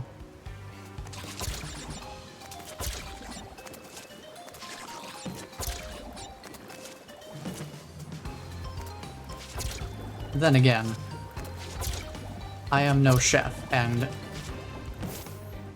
cooking is science for the hungry, and he is a scientist. So, what do I know? Maybe Cortex does know what he's talking about, and I'm totally off base.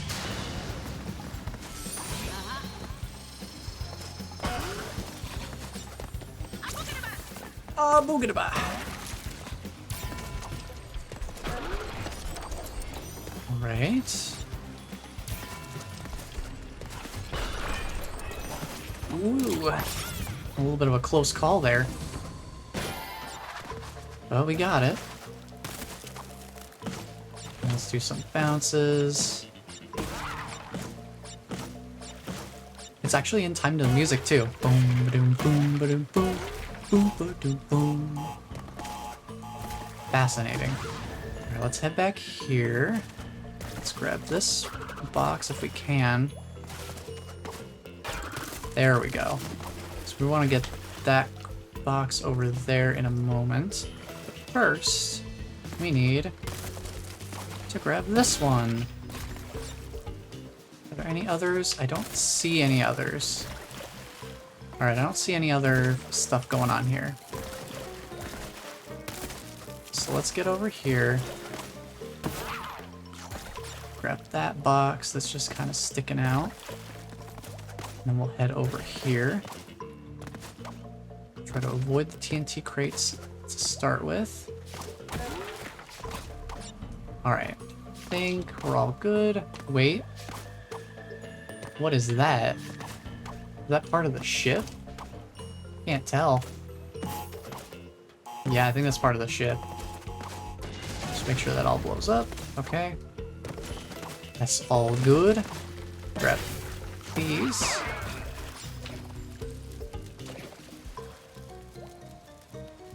Yeah, I think I'm getting a little better at approaching these stages. The ice stages aren't nearly as bad if I just make proper use of my double jump to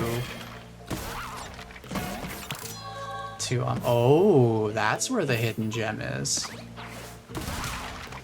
Diabolical.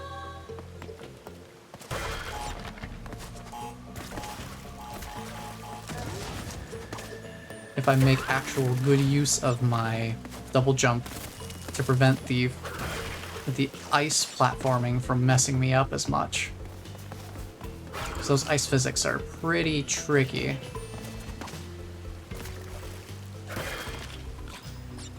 Alright, I need to look and see where we need to go next. Right there.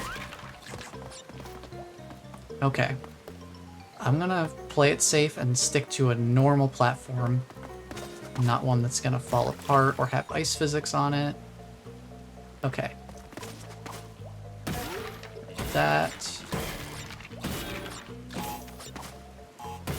Try to grab the normal crates and then the TNT. Wait for it to blow up. Nice. We're actually doing pretty good.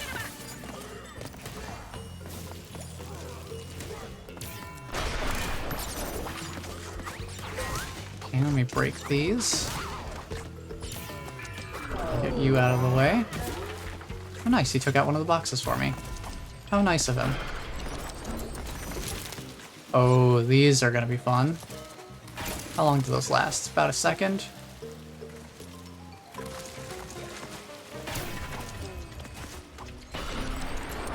That works.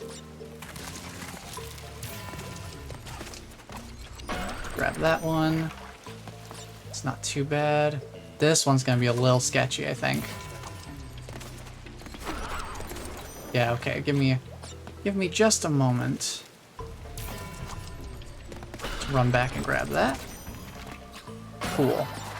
Oh, we're actually doing pretty good.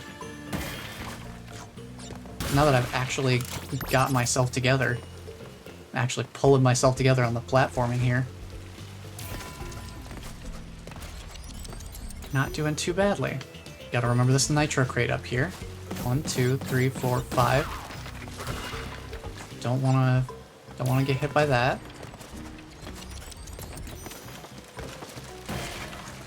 Well, that was a little unfortunate. I did not bounce off of the off of the crate when I meant to. So I missed my window of opportunity. Okay. Let me see what we need to do here. So these fall, and those fall not too long after. So I just need to break this. Ooh, that was a little close on timing, but we made it. Nothing up there. Just grab that. Get rid of you. Grab that. Okay, next checkpoint. Alright, still doing pretty good. All things considered. Definitely doing better than the first time playing through. Okay. I want to hit this. Gotta remember to do my double jump so I have actual air control. So that's the biggest killer with the ice physics. It's just losing that aerial control can be a huge death sentence. And so does not having my second jump. Well, we're not getting the 3 or fewer deaths, but if I can get all boxes, then that's pretty good in and of itself. I don't think I will mind too much if that's what we walk away with.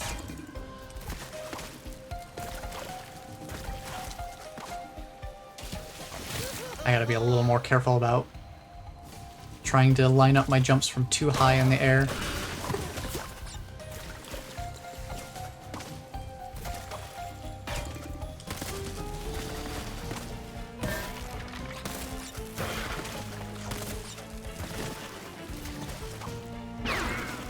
Yeah, I'm getting a little ambitious with my movement here. I need to be a little bit more cautious. Ooh, okay. What are we looking at here? Those 2 boxes, and then the stuff beyond it. So we want to come back to this. We don't want to do this right away. We want to come over here when we're actually ready to keep moving forward. Got it. Don't get hit by the TNT. Alright, we need to grab that box up there.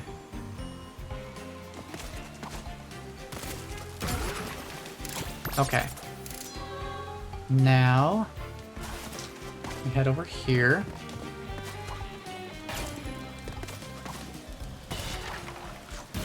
Start grabbing these boxes here. I think that's all of them. Yep. That's all the timed crates. Grab this one. Okay, we're done bouncing, so we don't need the bouncing crate anymore.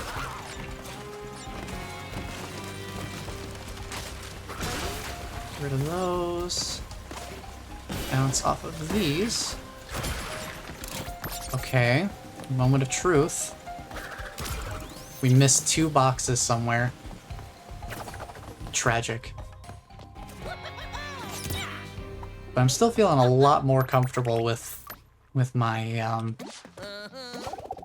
ice platforming now that I know how to negate that lack of aerial control,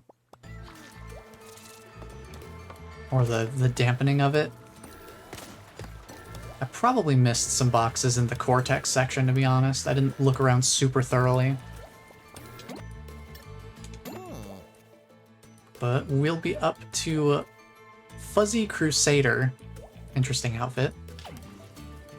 When we tackle the Stay Frosty stage on the next stream.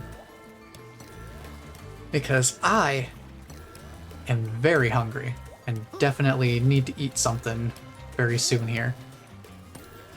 And I think we've covered a good amount of ground here. Because how many levels was that?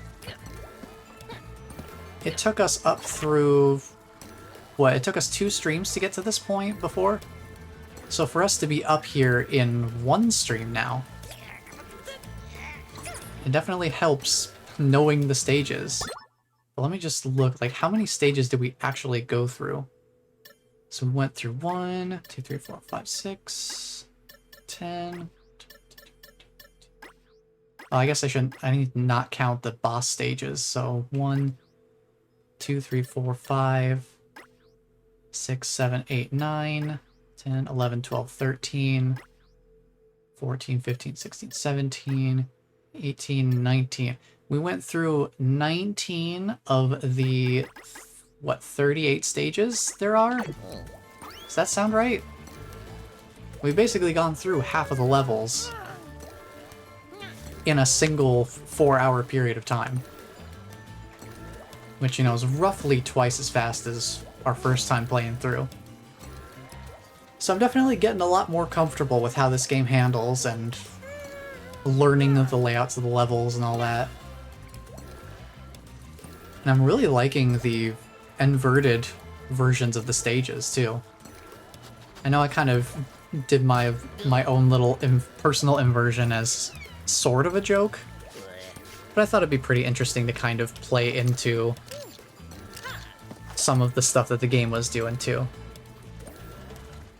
But since we're not doing those anymore, I can turn myself back to normal. Back to my normal blue self. Back where I belong. But yeah, this game's... even still, we've got a lot of ground to cover. We did gather quite a few more gems. I'm trying to see if there's a place where we can see all of it kind of laid out together. Oh, right. Yeah, 38 stages. So we beat 19 of the 38 today on the inverted versions. So we've played half the levels, and we've got 2 perfect runs already. We're only missing 1 more colored gem, so we'll have to keep an eye out for whatever stage has that clue in it. I don't know if we'll be able to see the clue if we're in the inverted stages, so we may have to keep an eye out once we start running through time trials later on, since we'll be doing those probably in the normal stages. I don't know if it's possible to do the time trials in the inverted versions. We'll have to see. But the other thing I forgot about is we unlocked some gallery stuff. We unlocked the final cinematic by beating the game. That one's fairly obvious. But for beating the game, we also get the character gallery.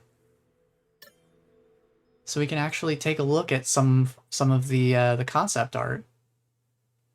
So we got some Crash expressions. We got Coco. Love the new design. Look at those expressions. Just so distinct. And the way she's like, she got the pencil in her mouth, she's like scrunching up her nose, like just little details like that. That's impressive. Cortex looking like an absolute villain. Like, I have never seen him look this dastardly before. Oh, man. He is not happy. He is not a friendly fellow. Dingodile. Looks really nice. I love these. It really just shows how much attention to detail went into like character expressions and just making everyone feel very, very animated. It's a very impressive step up from even the Crash trilogy, like the Insane trilogy. Then we have some environment gallery, Insanity Island, the place where you start the game off.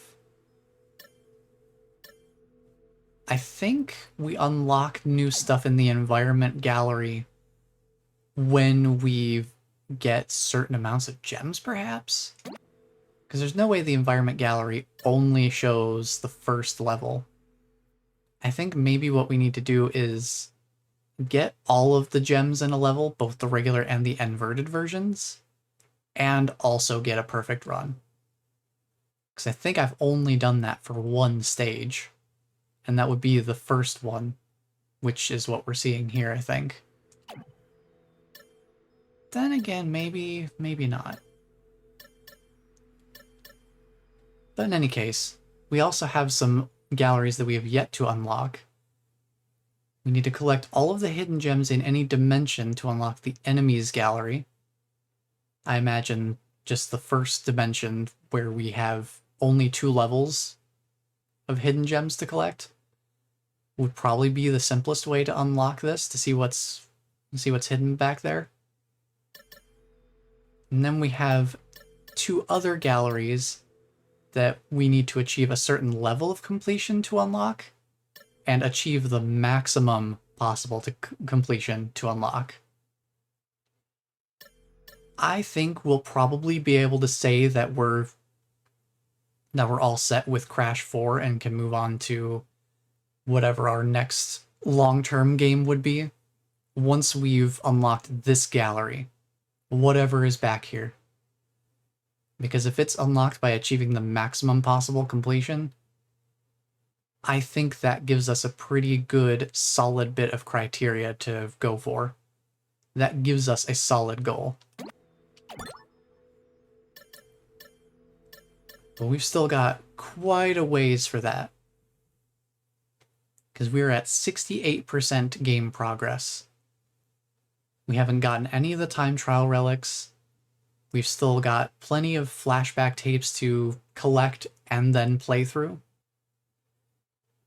I don't know if the perfect runs are going to count toward percent completion, but we still have plenty of hidden gems, both the regular and the inverted versions, to acquire as well.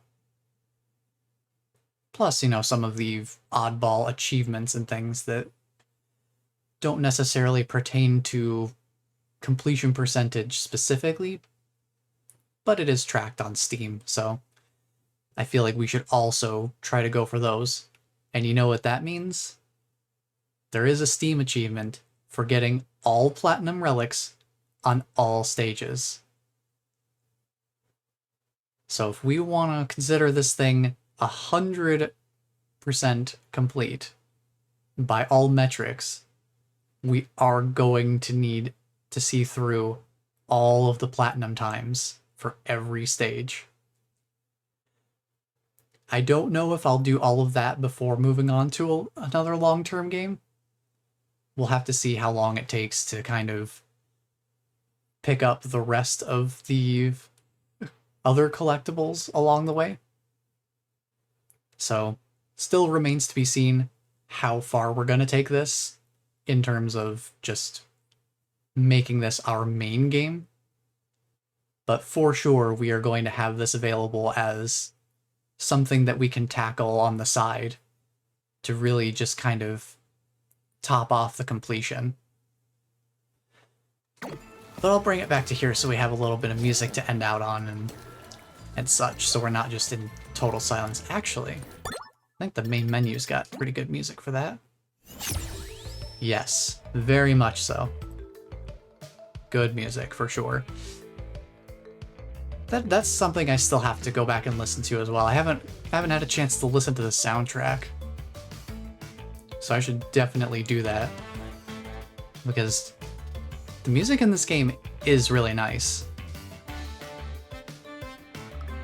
I think it's just hard for me in my mind to kind of equate it to some of the music from the older games, because I'm very, very nostalgic for the music in the older games.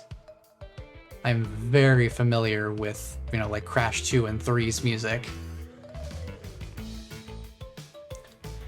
So, I think only time will tell if I have the same kind of feelings develop for certain tracks in this game, because that's kind of how nostalgia works. But I will say, like all the music that I've consciously picked up on, I've enjoyed it. There's nothing in the soundtrack that really has been like, oh, well, I don't know about that one. Everything sounds good. Particular shoutouts have to go to the Mardi Gras level, though. I appreciate just the super upbeat vibe of it, and also the fact that the stage elements themselves are also, you know, rhythmically based, and that they time with the music. So that's always a plus. But that will be all for me for today. I've been trying to think about what, if anything, I would want to stream over on Game Jolt as like a side thing. I'm thinking I might try going for some platinum relics in the Insane trilogy that I didn't get to before. Because that's the same kind of thing I've been talking about here, where it's probably just going to take, you know, several attempts of roughly the same thing just to try and get it down to the cleanest possible execution of the routing as possible to get those platinum times. So I've been considering doing that, but I will say I have also started another sort of streaming project with my fiance Baki. You might also know her as Dinocation. But over on Game Jolt, we've started doing some Terraria gameplay on Sundays from 3 to 5 Central Time. So 3 o'clock to 5 o'clock p.m. Central Time. We've been doing some Terraria streams with a couple other folks. And I've been enjoying it pretty well so far. So I'm excited to share about that, because I haven't really gotten a chance to do too much, you know, collaboration type content. So it's an interesting experience getting to kind of work on streaming with other people as well. Because as far as like direct stream stuff goes, it's basically, you know, it's you guys watching and hanging out and chatting, which I always appreciate. But as far as like on the stream, it's basically just been me. So it is a very different and unique experience actually playing alongside and streaming alongside other people. But I've been enjoying it so far. I think it'll be interesting to see where it goes from here, because we're still in the early stages of it. So lots of ideas bouncing around and things to test out and new things to learn. But yeah, if that sounds interesting to anybody here, you can check it out over on Game Jolt. I can link up. I know I've got mine ready to go. There's my Game Jolt page there. And I can quickly grab Baki's Game Jolt as well.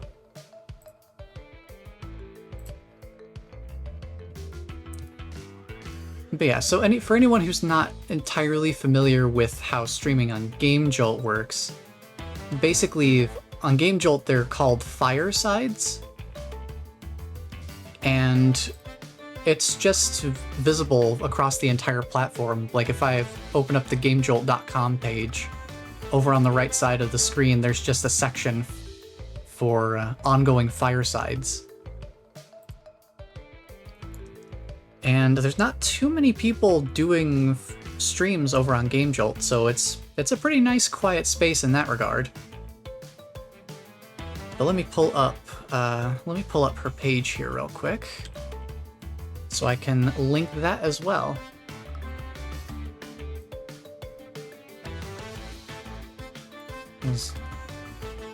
Because she also does some very nice toon-style digital art. If you want to look at some expressive characters, she's definitely got some very expressive fellows over on her page as well. So go give her stuff a look as well. She also helped design some of my stream assets, like the background for where I have the game right now. Stuff stuff like that. And my logo, my banners and all that sort of stuff. She's also helped, you know, work on getting those things set up too. So huge props to her. So go give her stuff a look as well. But yeah, so we'll be streaming over on Game Jolt tomorrow from 3 to 5 Central Time. As far as I know. Should be able to get everything set up by then. But I will be back here at my usual time next week. So that will be it for me. I just wanted to make sure I mentioned that since that is coming up tomorrow. And I'm excited about it. Curious to see how it goes and where we go from here. But we will return to Crash Bandicoot 4 next week. So until the next stream, take care everyone.